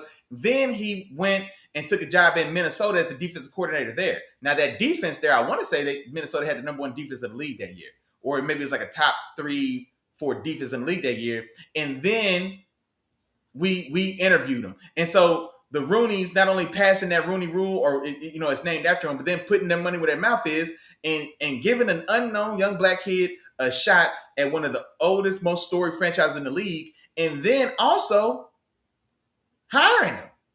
We hired. Oh, and then here's another thing I didn't even talk about, Tomlin. It reminds me. At the time when Tomlin got hired, it was a very unpopular pick for one, especially it was on the heels of the Rooney Rule, and so there was a large portion of the fan base that, well, now he's just a DEI hire. Like that's how it was looked at, right? Oh, here we go. He didn't even earn it. He's a DEI hire. That there was some of that rhetoric going around, and then also, dog, we had two in-house candidates from the Bill Cowher staff that were looked at. One of them particularly, Ken Wisenhunt and Russ Grimm, right? Who were looked at as the, two in-house guys. One of these guys was going to take over for Bill Cowher and succeed or continue the run that, continue that Cowher tree or legacy, for lack of a better word. Well, so in comes this new unknown black kid, interviews, blows the Rooney's way. He wins the job. He gets hired. Ken Wisenhunt was legitimately a fantastic coach. And the proof is in the pudding. Ken and Wisenhunt didn't get our Steelers job. He ended up getting the job as head coach for the Arizona Cardinals. So you know what happened 2 years later? Mike Tomlin and Ken Wisenhunt met in the Super Bowl. So we had a damn good coach in-house that a lot of the fans, myself included, because at the time I didn't know Mike Tomlin. I thought Ken Wisenhunt was going to be our guy. He was off, you know what I'm saying? So I expected it myself. I had no idea who Mike Tomlin was, right? And so I get that. And so there was some of that going on. The Rooney Rule had been passed and put into effect, and then they bring in a young black coach out of nowhere, right? And so, like I said, there was all those things kind of working in the background, man, for a lot of the fan base. And a lot of the fan base, right, wrong, or otherwise, man, they never really they never shook from that. You know what I mean? And so they salted, all of his accomplishments got salted. You know what I mean? Like, so like I said, they were consistent gnats at his barbecue. But yeah, man, it was a lot of that going on, dog. It really was. It really was. My dog Chop in the building, man. What's going on, big dog? Man, I ain't gonna lie, ain't that much ball to talk about, man. We only got 4 games. Yeah, man. I'm winding down, big dog. But no, drop some in the chat, man, if you got some thoughts about any of them games. Mike Tomlin, your thoughts on Tomlin. Matter of fact, since you in here, let me go back over these head coach candidates for you. So we done reached out, of course, to Brian Flores. We reached out to y'all defense coordinator for the Rams, Chris Shula. We also reached out to y'all passing game coordinator, the young guy y'all got out there, Nate. I'm gonna call him Schoolhouse because I can't say his name, so I'm calling him Schoolhouse. Nate Schoolhouse, passing game coordinator for the Rams. We reached out to him. We also reached out to Chargers DC Jesse Mentor. And we reached out to Dolphins DC Anthony Weaver. And then kind of what I was talking about in the chat before, I like all those names, honestly. I don't have a problem with any of those names. If I had to choose looking at this list, I would go with the Rams guys if we can get them as a package deal. I would love to get Chris Shula as head coach. And Chris Shula, he fits our trend, right? The Steelers, we've hired 3 coaches since the 60s. But each coach we've hired, I think they've been under 40. They're always young defensive coaches. Chuck Noll was a young defensive coach. Chuck Noll, I think, was like 35, 36 when we hired him. Bill Cowher was a young defensive coach. Bill Cowher was a defensive coordinator for the Chiefs under Marty Schottenheimer. When we hired him, I think he was like 34, 35, right? And then, of course, Mike Tomlin, defensive guy, young defensive coach, DC with the Vikings. And when we brought him in, he was like 33, 34. So our trend is to go for like a young, like a young defensive coach. And so Chris Shula, I think, would be my preferred choice, and that's assuming that he'll bring old boy with him and promote your passing game coordinator Nate Schoolhouse, excuse me. I would love to get them as a combo deal. Shula's the head coach, and then the passing game coordinator. Hey, come over here with me to Pittsburgh, and then step into that full-fledged offensive coordinator role over here, and propel himself on to be a head coach. So like I would love to see that happen. Like I said, assuming we can get them, assuming we can get them in tandem, and I think that'd be our dream scenario, or at least at this point. And it's going to be a long process, right? And so we don't know what other names will be brought in, and how that'll play out. But right now, out of the interviews that have been listed or named, those are the ones that that's the one that I think I would prefer, that scenario. They say, at least we know what position y'all drafted first round. Dog, ain't no quarterbacks this draft, bro. Ain't no quarterbacks. Like Fernando Mendoza, he's going to the Raiders, number 1, right? Dante Moore, we weren't going to be able to draft Dante Moore anyway out of Oregon, but he's going back because he don't want to play for the Jets. That man going back to school. And they had just had Dylan Raiola transfer from Nebraska. That's the quarter. Well, I don't know how much I keep up with college football, and we don't talk about it as much on the channel. I'm gonna start talking about it a lot more now that it's draft season. It's draft season now. Hey, it's draft season for you, boy. It's gonna be a lot more draft talk on here. But Dylan Raiola, he was nicknamed like Baby Mahomes, right? You know what I'm saying, like Baby Pat. He's got this. He cut his hair with the curly mohawk. You know what I mean? He plays with that kind of gunslinger. He models his game after Patrick Mahomes. And honestly, he's been, he's had some decent success at Nebraska. He's done enough to make a name for himself for sure. Well, he transferred to Oregon. Well, now Dante Moore, he's coming back.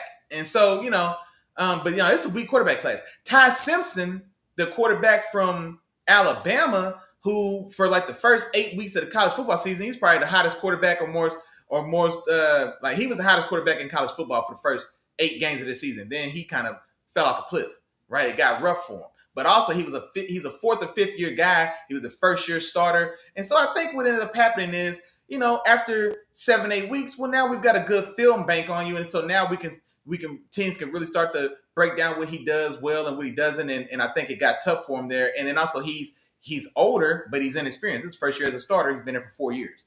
And so now he's coming back. He's going to the league, I mean to say, but he got squeezed out because they've got a young 5-star stud waiting in the wings that they can't wait to get on the field in Alabama. So he essentially got forced to go to the league. But then also it's going to work in his benefit because it's such a weak class. Then we already know what happened with Arch Manning, right? Now, Arch definitely played better the second half of this season, but, it was an ugly first half. And then there were already talks that he likely wasn't going to come out anyway. So it's a very thin quarterback group.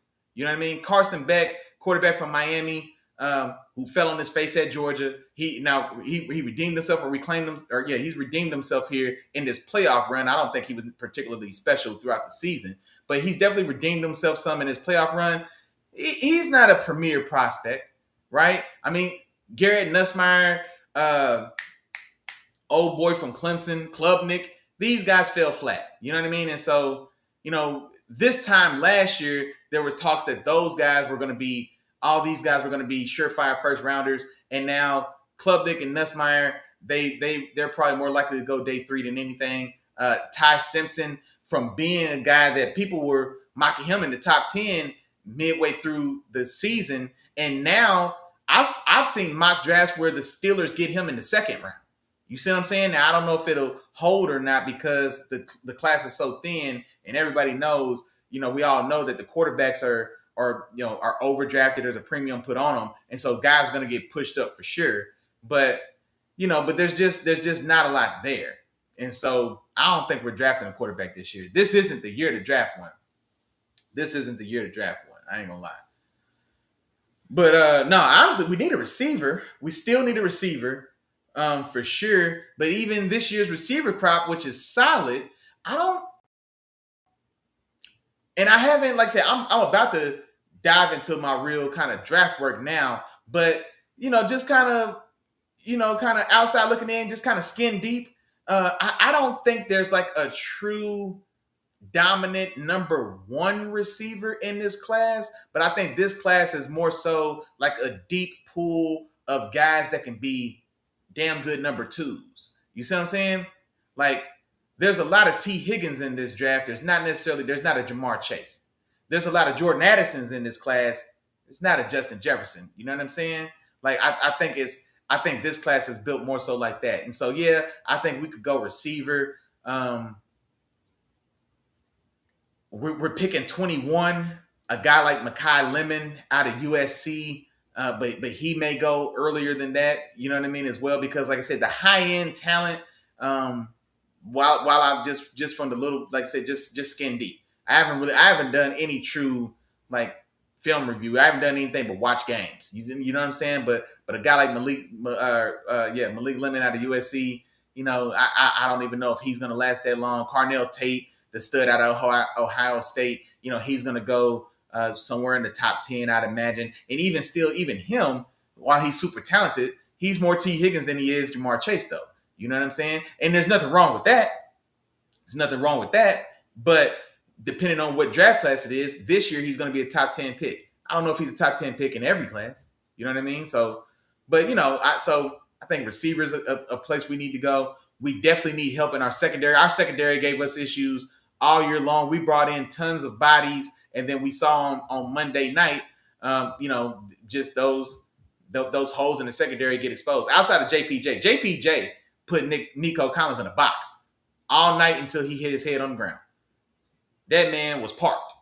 You see what I'm saying? And so, but we've got to do something on that back end as well. But Caleb Downs would be a dream at 21, the all-star safety from Ohio State.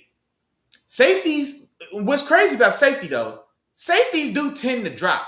You know what I mean? Derwin James was damn near generational. 6'3", 230 pounds. He was built like Sean Taylor. You know what I mean? He fell to 16?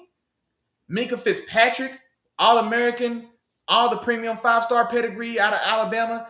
He went to like 14 when he went drafted to Miami. So safeties do tend to drop. It's, I can't tell you who the last top 10 safety was. You know what I mean? And so, so guys like Minka Fitzpatrick and Derwin James, they lasted till mid-round, right there between like that 15-18 range. Brian Branch was a guy, he fell all the way to the second round for Detroit a couple of years ago. But Brian Branch wasn't as clean a prospect as Caleb Downs, and definitely not as clean as, or as highly regarded as Minka and Derwin were. But, I'm not going to lie. I can't even tell you where we're going, dog. I think this draft is just going to be more so the talent at the top is going to be a little thin. And so this is the draft more so for like quality depth. And you know what I mean? Like, I don't think there's not many home runs in this draft. That's what I mean to say. There's not many true home runs in this draft. There's a lot of doubles though. You know what I mean? My dog Chopper here. Y'all don't even know this. My dog Chopper really was a baseball player. Now, don't let him fool y'all. My dog Chopper really was a baseball player. And Chopper tell you, you ain't never turned down a double in your life. Any hitting coach will tell you, man, we ain't turning down no doubles. You know what I'm saying? Because a double will bring somebody. A double will still clear the bases. You know what I mean? So there's a lot of doubles in this draft, but I don't think there's not many true home runs, I would say. Hey man, I'm telling you, dog, man, yeah, man, they was trying to come at me a little bit, man. Golly. My dog Tomlin said he got the real steel curtain. Man, that's blasphemous. That's crazy. My dog J2 Trill, what he got for me, he said he stay engaged regardless if we win or lose. He said, because if we win or lose, y'all still gonna talk about us. Hey, man, hey, I ain't mad at you, big dog. I ain't mad at you. And you know what? Hey, I respect that, though. See, I respect that, bruh. Because I feel you. You know what I'm saying? Because I'm still, like, y'all see how hard I go for my Steelers on the show week after week. Man, hey, look, man. I'm going to have to just go this hard at 3-13, man. Hey, it just is what it is, man. I'm telling you right now, it just is what it is. I'm going to have to just go hard for my 5-11. You know what I mean? So I feel you. I respect it. I respect it, bro, for sure. He said, by the way, we getting Jim Leonard once the Broncos get knocked out. Oh. All right. Now I like it because that Broncos defense is stout for sure. Now, one thing I would ask, and shout out to Jim Leonard. I want to say Jim Leonard played man, Chop's in there. Was Jim Leonard, did he play safety for the Rams back in the day? Why I know his name? Or who am I thinking of if not Jim Leonard? I feel like as soon as you said his name, I thought about like a Ram safety, but I don't know if I'm thinking about. There was a white Ram safety back in the day that I fooled with, and not Adam Archuleta. I think there was another one, man. I think Jim Leonard played safety in the league, if I'm not mistaken. I want to say for the Rams. But now here's the thing I would wonder about is he, and not to say he's not talented. I'm not saying one way or the other, but he's got a lot of pieces to work with in Denver. I think y'all need a few pieces on that defense, right? And so he's got a lot to work with, man. Zach Allen was an All-Pro this year. Nick Benito was top 5 in edge rushers, made a Pro Bowl. Jonathan Cooper on the other side ain't no slouch. Shout out to my dog Coop. Tyler Noah, who found you? Chop's boy from San Francisco, he's over there. I think he made the Pro Bowl. You got Rainey, or the former Defensive Player of the Year, Patrick Surtain on that defense. So there's a lot to work with on that Broncos defense for Leonard. Your Steelers, man, y'all gotta add some. Y'all need a few more ingredients in the kitchen. You know what I mean? Like y'all still missing a few ingredients for sure. Donovan Ezeraku, I do like y'all pass rush on the edge. The young guy at Boston College. Now I'm not gonna lie, I was a little hot and cold on his tape, man. You know what I mean? Like technique wise and everything, he was fantastic. Hands, he was fantastic. But like I did feel like he looked a little limited, like athletically. But no, once he's gotten the lead, man, from what I've seen, he's got fantastic burst. He's definitely shown he can get the edge, and so no, fantastic. Yeah, I think he's got something to build on there. On the other end, Jadeveon Clowney, I picked him up like early in the year, and he had a fantastic kind of resurgent year. But that's a Band-Aid. You know what I mean? He ain't stitches. That's still a Band-Aid. And then even still, his returns ran a little hot and cold as well. So y'all still need, I think, a true difference maker or somebody to pair on the other edge as y'all continue to develop Ezeraku up front. Y'all linebacker core is atrocious. Kenneth Murray, man, that didn't look pretty. Logan Wilson, who I liked Logan Wilson when he was in Cincinnati. I'll never forget that terrible call against him in the end zone in that Super Bowl against the Rams, and ended up giving them the go ahead touchdown there. That was just a horrible call. But Logan Wilson, he's solid, but I don't necessarily know high end. This is the same Logan Wilson that lost his starting job in Cincinnati. We know what that defense looks like. You know what I mean? So he's good, but I don't think he's like a cornerstone guy to build a defense around.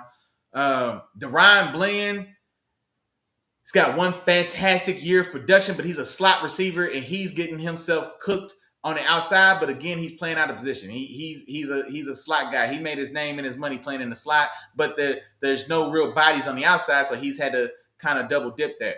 Shavon Ravel, I liked him a lot coming out of Eastern Carolina as a young, physical, height, weight, speed guy, but he was just a press man guy in college, and he got to Dallas. So I tried to convert him to the zone corner. So he's taking some bumps. You know what I mean? Now, Jim Leonard coming in, maybe he changes that because, the Broncos do play. I want to say I feel like the Broncos play quite a bit more men than the Cowboys do, or they do so more effectively. And so maybe, he's able to bring more out of Shavon Ravel that a lot of people would have expected if you were a fan of him. And I'm not going to lie to you. I really liked Kalen Carson coming in. When y'all got Kalen Carson, I want to say in the 5th or 6th round, that year, it was a deep corner class that year for sure, because I had Kalen Carson. He was somewhere between like 12 and 15, 16 on my cornerback rankings that year, but it was a deep-ass class. I still thought I had him as a round 3 player. I thought Kalen Carson could have won the bottom of round 3. And I think y'all ended up getting him in like round 6, I want to say. I liked Kalen Carson coming in. But again, he's been kind of hot and cold, hit or miss as well. So y'all got a lot to work on there, man. Y'all got a lot to work. There's still a lot of pieces to add there, but it can't get any worse than Matt Eberflus. And so I ain't mad at that at all. Let me see. My dog Chop said, he thinks it's time for the Steelers to rebuild. Brian Flores is my favorite for y'all. Proven guy that is not that knows it takes to be successful. Think an offensive guy could be a good switch up. Yeah, and you know what? Flores, I think, is interesting because especially he was in our building. So, some people might forget when everything that fallout from Miami and all that stuff was going on, Mike Tomlin reached out to B-Flow and was like, hey, man, you come up here. I'll find something for you to do. You know what I mean? So he brought him in our building. And honestly, his impact on our defense, he left a mark. Even in his time as like an assistant in our defense, then he left from us and went and took that defensive coordinator job to Minnesota instead of Mike go ahead and pulling the plug, letting Terrell Austin go and offering B-Flow the defense coordinator job right there with us.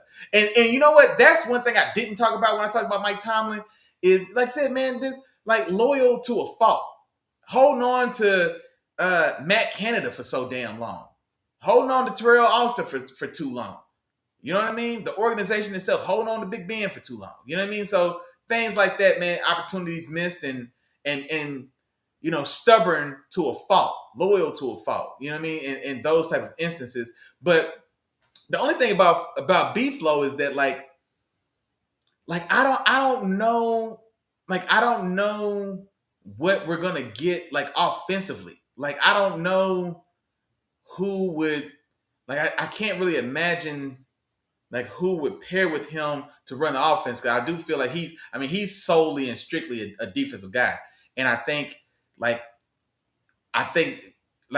would like that. That's why I like when I said that I like to get y'all Rams guys if they come as a combo pack, because it solves two questions, right? Chris Shula and then the young boy, Nate Schoolhouse, right? He's a passing game coordinator. So if we were to hire Shula and then if he came to Pittsburgh with him, he would get a promotion to a full-fledged offensive coordinator in his own right, in his own name, right? And so I like that because the defense definitely needs to be reworked for sure, but the offense is in such a bad place, man, that we definitely got to have some type of viable plan going forward for that offense. You know what I mean? We definitely have to.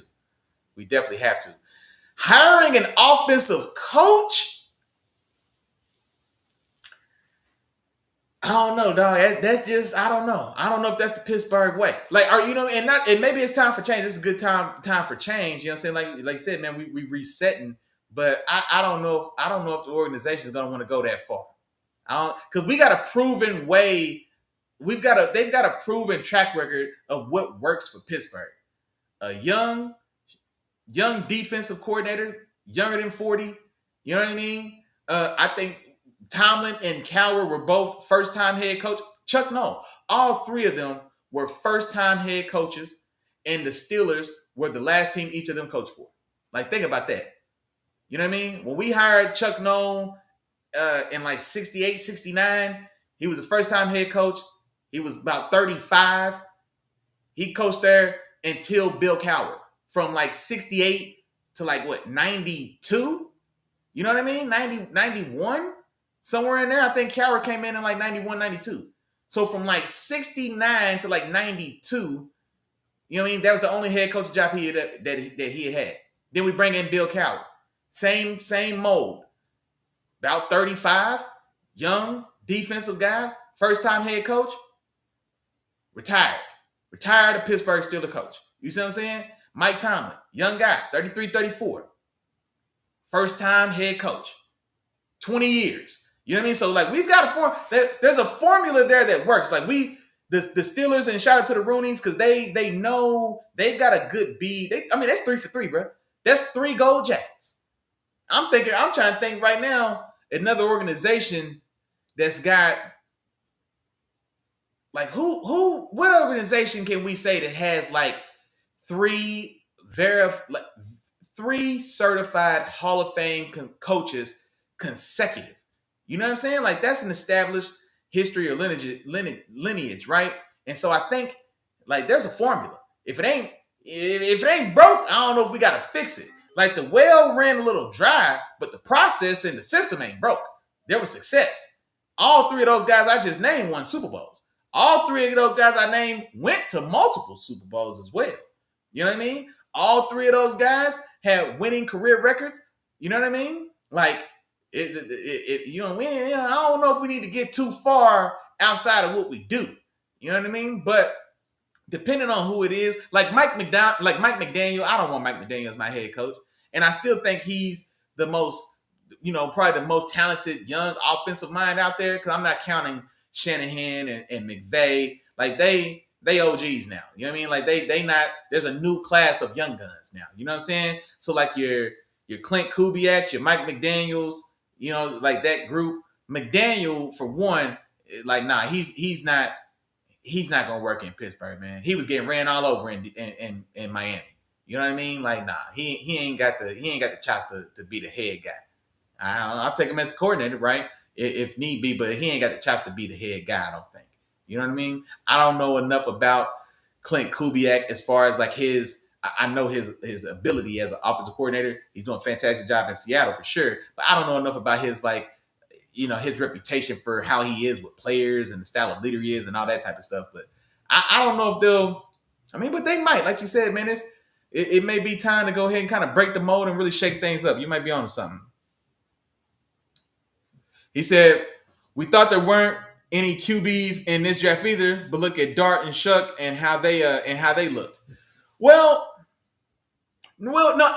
See, that's not a bad statement. Now, also check this out. This year's draft ain't even got a Dart and a Shuck though. Like last year's draft had Cam Ward. Cam Ward was a bona fide number one pick. You know what I mean? Like Cam Ward had the goods. He really did. Shedeur Sanders. Now people were split on him. I don't think he was a better prospect just individually when I matched him up against Cam Ward, but nobody expected him to go in the fifth round. By and large, he was still considered a first round quarterback. Like it wasn't necessarily, it was expected more or less that he was still a first round quarterback. Jackson Dart, his name caught buzz late in the process, but you know, he did catch a little fire. So maybe Ty Simpson can have a Jackson Dart style of rise, you know what I mean, through the process. Because Jackson Dart is doing, well, Ty Simpson is doing it a different way than Jackson Dart. Jackson Dart was balling at Ole Miss with Lane Kiffin in that Lane Kiffin offense. We just seen Tyler Chambliss make a fantastic run as a former D2 quarterback, and he gave he beat Georgia, and he gave Miami everything they wanted. You know what I mean? He gave Miami, who's going to the national championship, gave them everything they wanted, man.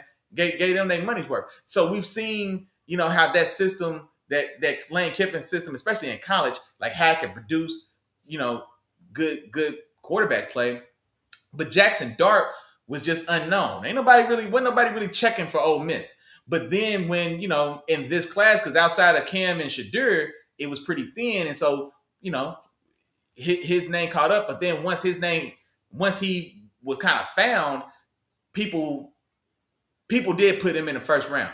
You know what I mean? Now, I won't lie. I thought, you know, overdrafted. I still thought he was probably a second round quarterback, but there's an old saying, honestly, like a second round quarterback for the most part is like bidding 9. Like ain't no 9s, bro. You bid 8, you bid 10. Ain't no 9s. Or it shouldn't be no 9s. I don't know how y'all play. It shouldn't be no 9s. You know what I'm saying? Man, hey, get up. You better drop something to get off the pot. 8 or 10, man. 8 or 10. And so generally speaking, there are no real second round quarterbacks because quarterbacks already get an automatic bump. So if it's a quarterback that you would take in the second, that means you're taking him in the first. You know what I mean?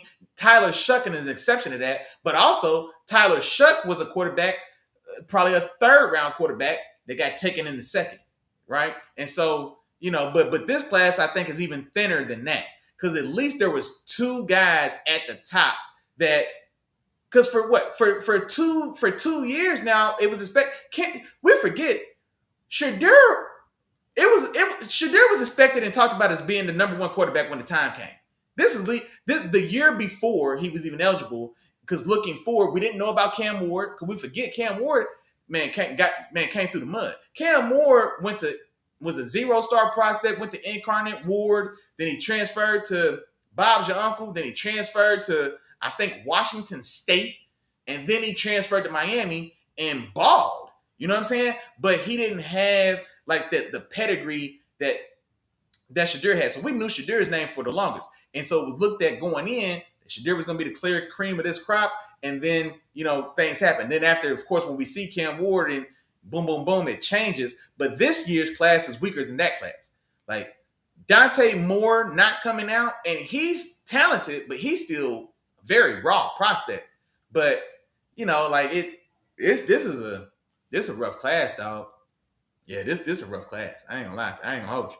But like I said, I'm only skin deep right now. Now that it's draft season, I'll start diving in and getting doing some real diligence, man, and start really kind of diving into some of the tape on a lot of these guys for sure. But that's a good point though, man. Somebody might find that diamond in the rough for sure. Who's that? Oh, ZB!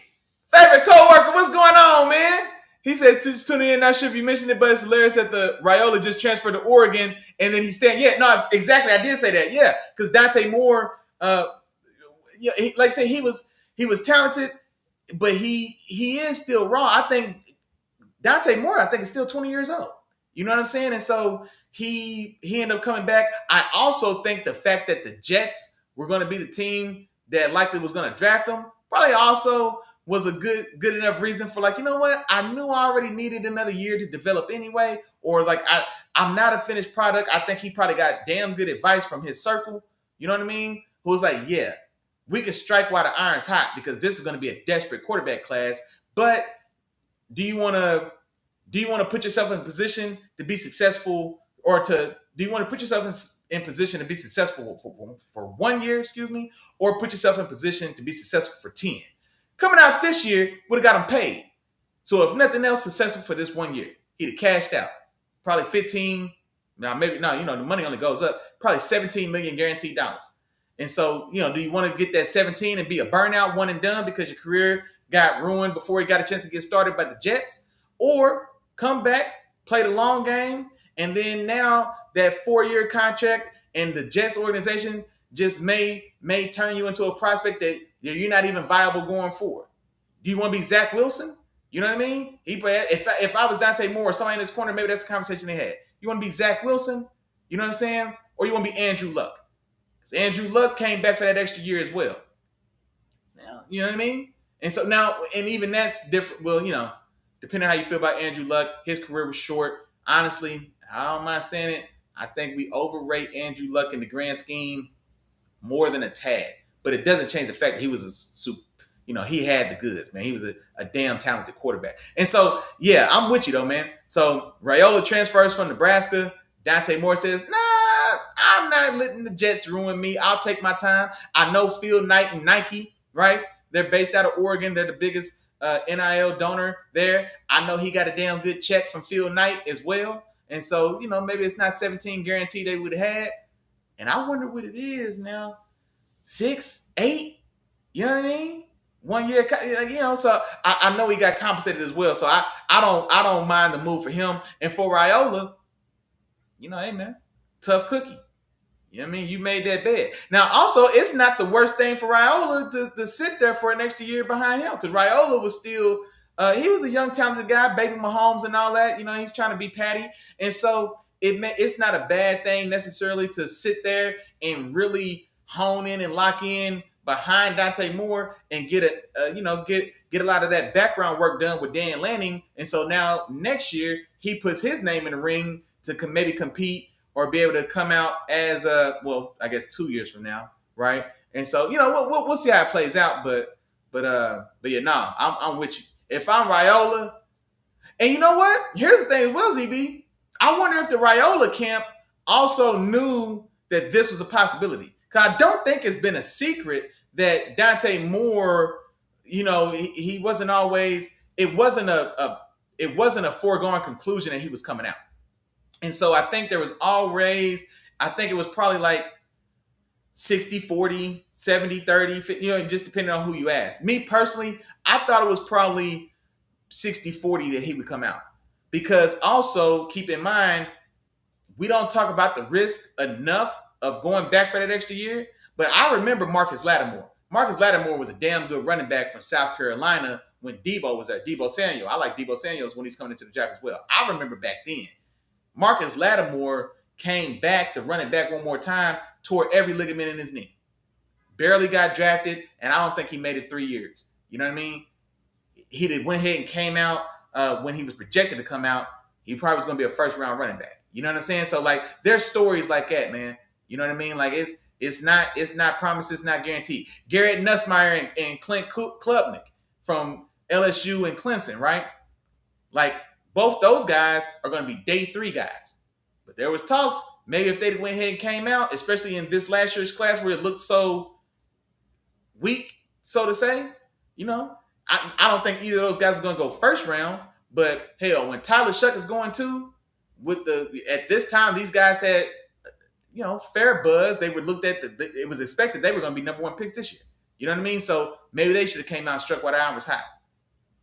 And because now, you know what I mean? Now these guys going day 3. And so it's still always a risk there for sure. But you know, I think that Raiola camp, they had to consider that this could be an option for sure. So I think that means when him making that move, I think he had to know that this was a possibility. And so I would anticipate that, you know, this was something that was on the radar. He says a pretty weak class overall, on offense. Sounds like 27 and 28 will have more firepower. Yeah, for sure. And that's the thing. It's gonna be a pretty solid defensive class for sure. Like, especially at the top, man. Ohio State's gonna have 3 guys drafted likely in the top 10. Caleb Downs is, well, I already said safeties tend to drop, but again, this is a weak quarterback class, right? And so, you know, high tide raises all the other boats, right? So since there's not quarterbacks here pushing a lot of these guys down, then yeah, maybe there is a chance that we see a Caleb Downs going to top 10. You know what I mean? Sonny Styles, I think he has a chance to go. Maybe not top 10. Let's say 3 in the top 15, right? Because he's going to be a stack backer, but he's a stud. Arvell Reese, you know what I mean? I've heard him I've seen him everywhere in early mocks and stuff from 3 to 10. I don't know if realistically he's going to get out of 10, 3 to 12. You know what I mean? Somewhere in there. So they have 3 dudes in the top 15. And then on the defensive tackle is pretty solid. On the more so the interior, you do have guys like Ruben Bain, the stud edge rusher from Miami, but he's kind of a tweener and he's got short arms, and so he doesn't have the measurables, and you know, there's all that type of stuff going on. But the defense is definitely the overwhelmingly more talented side of the ball in this draft for sure.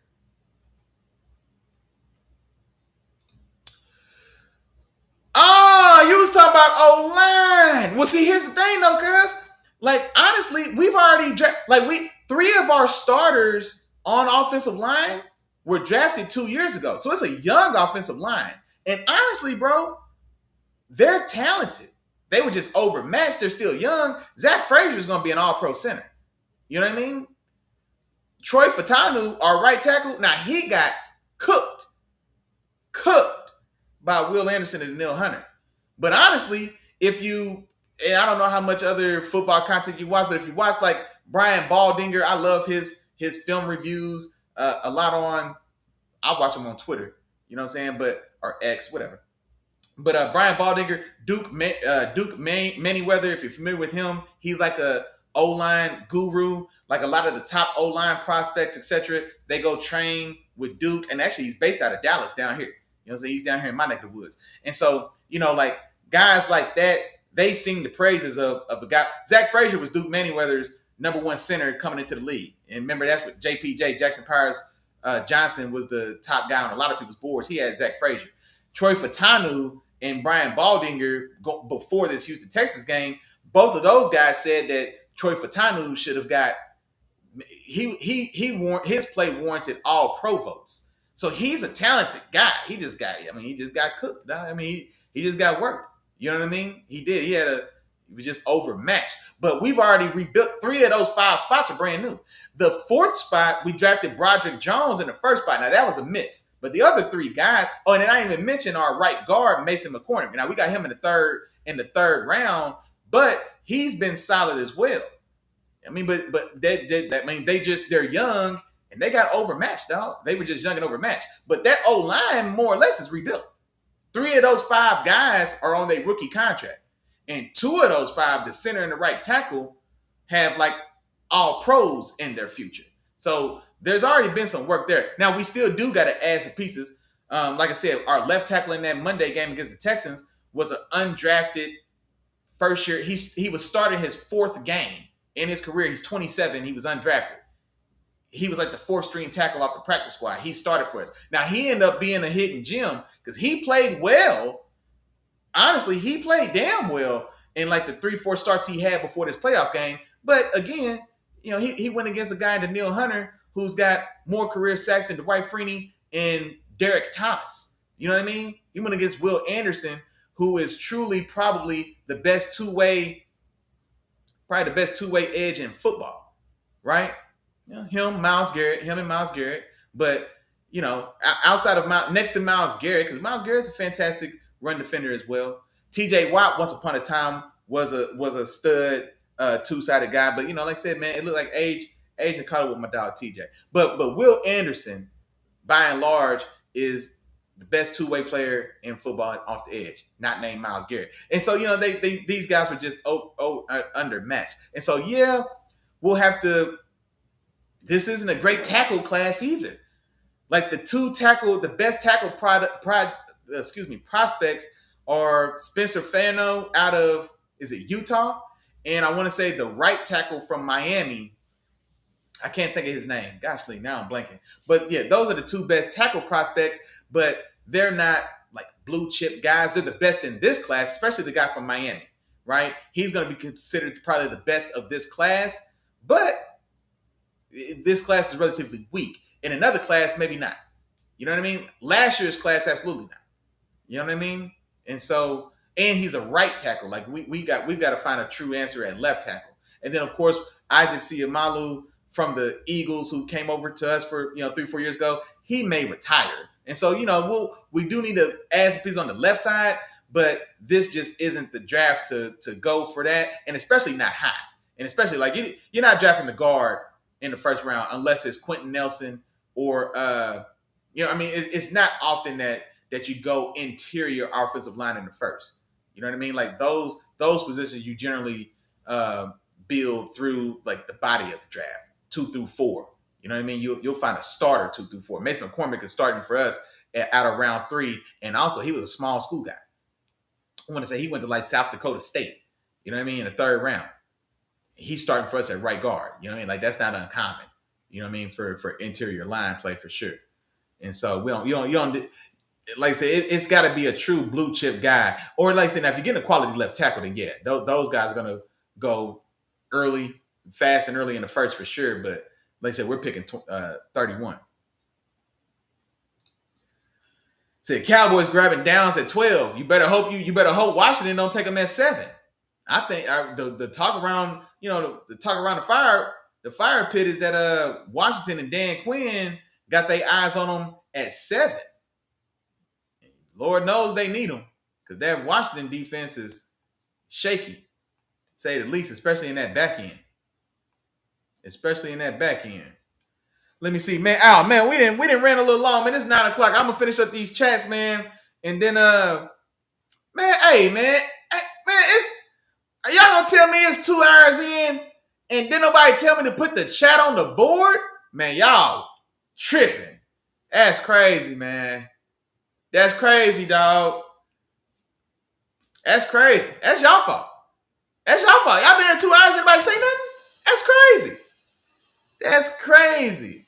Let me see. I'm going to run through these last ones real quick, man. Then we're going to wind it on down. He said we got some games this weekend, though. He said this weather might be the only thing to keep the Bears from getting blown out. You know what?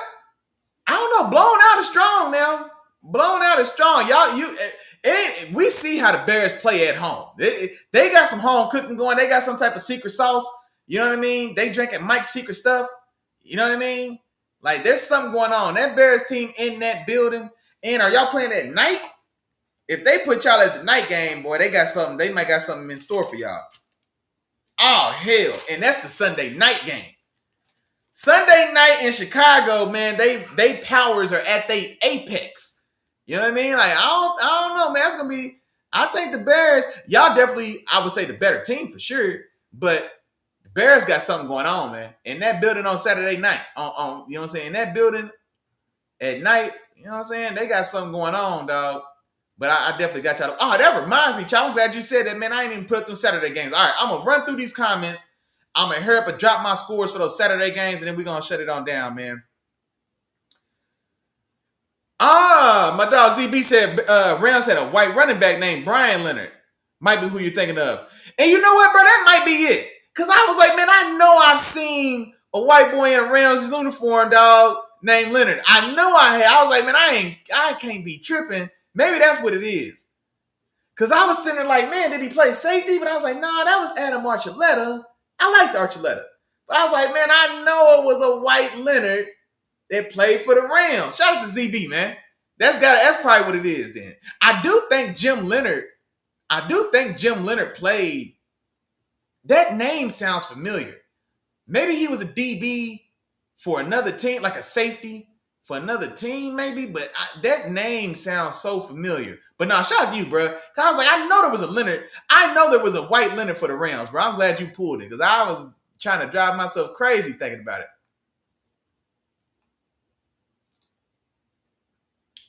Oh, okay, he said Jim Leonard played for a few teams, but not with the Rams. Okay, and yeah, I think that's probably what it was. Is the white running back y'all had, Leonard?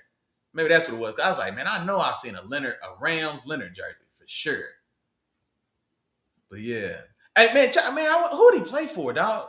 I know he played somewhere. Dog, ZB know what I'm talking about. Man, shout out to ZB, dog. Marcus Lattimore was the truth, bro. Like he was going to be in the first round. He came back, and I think they tried to run it back. I think him and Debo was there together. They came back for whatever reason. South Carolina, he came back, and yeah, dog. I think he tore every ligament in his knee. Like, bruh, that's man, you know what I'm saying? And so it's risky. Like it's risky, dog. And this is before NIL. Marcus Lattimore left $20 million on a field in South Carolina, dog. You know what I mean? He never got a chance to make that money back. This wasn't NIL. He didn't, you know what I'm saying? Man, I'm gonna have to, after I get off here, dog, I'm gonna have to look up and see if there's any news on Marcus Lattimore, man, what he's doing. You know what I'm saying? He may work in the bank right now like me, man. Or I don't work in the bank, but you know, he might have a desk job just like the rest of us, dog. You know what I mean? And this is a man at this time as well. No, I think the rookie scale was in effect because when Cam came in, Cam Newton in that class, Cam Newton, Von Miller, you know, that class, that was the first year of the rookie wage scale when Sam Bradford messed it up for everybody. So that was the first year of the rookie wage scale. Was that 2011? Was that 2011 or 2012, I want to say. And so I think Lattimore might have been before that. So if he was before that, with no rookie wage scale, by all accounts, he was going to be a first-round running back. That man left $20 million on a South Carolina football field, a South Carolina college football field. You know what I'm saying? Like stories like that piss me off, dog. That's why, like, man, I'm not hating on, man. No, get all that bread. I don't want to hear about, NIL, man, max it out. If I had a son in college football, we're going to the portal every year. I don't give a damn if we leaving or not. We're going to take every call, though, bro. We're going to take every call. Because you know why we're going to take every call? Lane Kiffin didn't give a shit about having a chance to win a national championship at Ole Miss. He took his ass on up to LSU and got a bag. You see what I'm saying? He took his ass to LSU and got a bag. And so, man, that loyalty stuff, man. And with players in the NFL as well. My dog Chop here, man, he know how we rock. It was a players first podcast then. It's still a players first podcast now, man. Le'Veon Bell. I can speak from my own experience, man. Look, I would have loved it for Le'Veon Bell to stick it out with us. I'm not going to tell that man to pass up $48 million guaranteed from the Jets. Now, in hindsight, was it the best move career-wise? Maybe, maybe not. Most likely not. You know what I mean? Because I'm not trying to speak for him. So maybe not from the outside looking in. I'm not going to tell that man not to take $48 million guaranteed as a running back as well in this league. You know what I mean? That will chew you up and spit you out. You know what I'm saying? So yeah, no, I'm never gonna tell no player, man, don't get your bag, man. Because that loyalty to the team stuff, it only goes one way. That's a ploy. You know what I mean? That's a ploy to trap you into maybe not maximizing your own value. Because the first chance they get to take some of that money back, they will. First opportunity they get, they will snatch it back without blinking. And then tell you, man, hey, man, and then play you off to be the bad guy in the family. Like, no, I don't want to hear none of that, man. What happened to Marcus Lattimore is a tragedy, man. We don't talk enough about those type of stories. He ain't the only one. He was the one that came to mind today, but he damn sure ain't the only one. You know what I'm saying? So, look, secure that bag, bro. Secure that bag. I'm always feel that way for sure.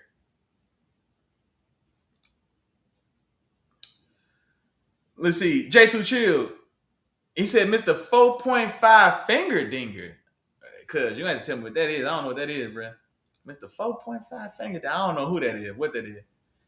Hey, I appreciate you. Y'all see what's going on. I know what time it is. Also show peace and love, Big Nation family. Yeah, you know what's going on. And that's perfect timing, man. Because I'm going to go ahead and run through these the Saturday games real quick. It's only 2, so it ain't going to take too much time. The 3 o'clock game is going to be 6 seed Buffalo on the road against the number 1 seed Denver Broncos. I'm going with Big Josh. Big Josh, I learned my lesson. I apologize again. I learned my lesson.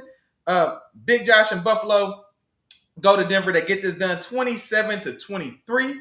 That's how I'm rocking. And then in the Saturday night game, we've got the 6 seed San Francisco 49ers on the road against the number 1 seeded Seattle Sioux. I almost said Supersonics, man. That's how old I am. Y'all don't even know who the Supersonics was, man. Y'all don't even know who the Supersonics are. Goodness gracious. The Seattle Seahawks, right? In a grudge match from them. Just a month ago, these two teams played in San Francisco with the number 1 seed on the line. Seattle, of course, won that game. They're the number 1 seed. And now, losing that game at home for San Francisco, this is where it comes back and bites you. Because now you got to go in the playoffs, and now you got to go to their building. You see what I'm saying? So, definitely going to be a damn good game, a damn competitive game. I've got Seattle hold on to getting this done 20-16, right? I'm not sure. You know, I don't know, man. That last one in San Francisco, points were at an absolute premium. And I think this one, familiar opponents, I think it could. I can see this one being a little tight like this, 2016. I almost gave a wider spread to Seattle on this one. I can see, 2016 if Darnold struggles, because Darnold has for this little run of great or fantastic play that he's had these last few seasons, he's definitely tailed off at the end of all these seasons. And so I don't know what I'm going to get from Sam just yet in this playoff game or, in these playoffs. And so conservatively, I went 2016. I can see this being 24-16, something like that. I think Seattle's defense is one of the best in the league. Like I said, if Houston's got the best, I think Seattle has got a damn fine argument for number 2. You know what I mean? Like, it's a fantastic defense. They right in there in that same mix with the Broncos and, with a couple others. So I definitely think points are going to be hard to come by for the Niners. George Kittle, of course, tearing his knee his Achilles, I want to say, in the Eagles game. So he's out, he's done. And, we know what he means to that team in all facets of the offense, running and passing, right? And so he's also going to be down or gone in this one. And especially with that aggressive defense from Mike McDonald and that Seahawks team, I think his blocking is going to be sorely missed. Not unsimilar to my Steelers being without Darnell Washington in a game in which we needed to block the two best pass rushers in the league, but it's all good. You know what I mean? It's all good, man. It is what it is. I'm not bitter. Punk ass Texans. I'm not bitter at all. It's all good. It's all good. But no, man, I think the Seahawks defense is going to be able to control this one. I think this is going to be more so about, how clean can Darnold keep it, and then letting that offense work its magic against a depleted Niners defense that's been that way, for the bulk of this year. Now, other than that, that is it. That is all. We came, we saw, we conquered. That is all she wrote. We just stayed a little long. It's a little bit after 9 o'clock. I appreciate y'all rocking with your dog as long as you have. Now, before we get out of here, I would be remiss if we didn't do that real member roll call, man. First one in the door today was my dog, Tom Walker, holding it down for them funky ass Texans. As Petty Tom was in here ready to go. Tom ain't never been on time. That's what I told Tom. I said, Tom ain't been on time since his birth. And even then, he might have been late. He might have been a late birth, but he was in here about 15 minutes early, waiting in the lobby. Shout out to my dog, Terrible Time. Mon Deuce is in the building next. Have a blessed show as always. I always try. I appreciate you. Shout out my dog, Keandre. Hold me down, man. Shout out to my Chiefs family up there, man. Cat Mothership, you know what's going on. I appreciate your homeboy. Let me see. I'm looking for y'all. Hold on. I'm looking for y'all. Here we go. Sis was in the building as well. I appreciate you as always. My dog, J2 Trill, hold it down for them Dallas Cowboys, man. I appreciate your homeboy. Let me see. My dog, Chop, got in the building, man. Hold it down for those Rams. Yeah, I ain't gonna lie, man. I can't wait to see that Rams-Bears game. I can definitely see it's one where the early mistakes and slow play, because the Bears, they definitely dig themselves holes in every game. It feels like they're in every game they've won this year. But if it's close enough in that fourth quarter now, and matter of fact, if the Packers just taught us anything, it ain't even got to be close. Because we'll still walk you down in that fourth quarter. There's something about that fourth quarter magic going on in them Chicago streets, man. When it's something about that fourth quarter magic in the Chicago streets. I do want to see that game and see how y'all deal with that as well. But I appreciate you as always, my dog. Let me see. J2, I think I already got my dog Jay. I'm looking for my dog ZB. There we go, man. Shout out to ZB, man, my favorite co-worker. You know what's going on, big dog. Hold me down in the chat as well, man. I appreciate you always, big dog. And I'm looking for the rest of y'all, man. Y'all know we ran late. We say the same thing every week. And y'all know what time it is. Feel free to say it with me at home. If I forgot to say your name, damn, my bad. But charge it to my head and don't charge it to my heart. I'm thinking about you, big dog. I appreciate all love support, man. I know we stayed late today. I appreciate y'all thugging it out, man, hanging out with me, until the end. I appreciate y'all letting me get my rant out about my Steelers. You know what I'm saying? My opinion on what happened with Mike Tomlin, man, Coach T. You know what I'm saying? I definitely wish you the best. I know he's going to be successful wherever he goes next, whenever he decides that time is right. But until then, man, Sunday, 10 o'clock, man. Sunday, fun day, Monday, fun day. Y'all know what I was going to say. The Sunday Funday morning football preview podcast. We will be here. And you know what? There's only going to be 2 games to talk about. And so it's actually probably a good time. Instead of 10, I might push it back 10:30, 10:45 or so. We just don't have a lot to talk about now. Now, unless there's some other news going on. But y'all know what's going on. Because if you haven't, hit that bell and you'll know. You won't have to worry about it. You can hit that bell and let you know what time it is, man. Like, share, and subscribe. I appreciate y'all as always. Until Sunday morning, peace.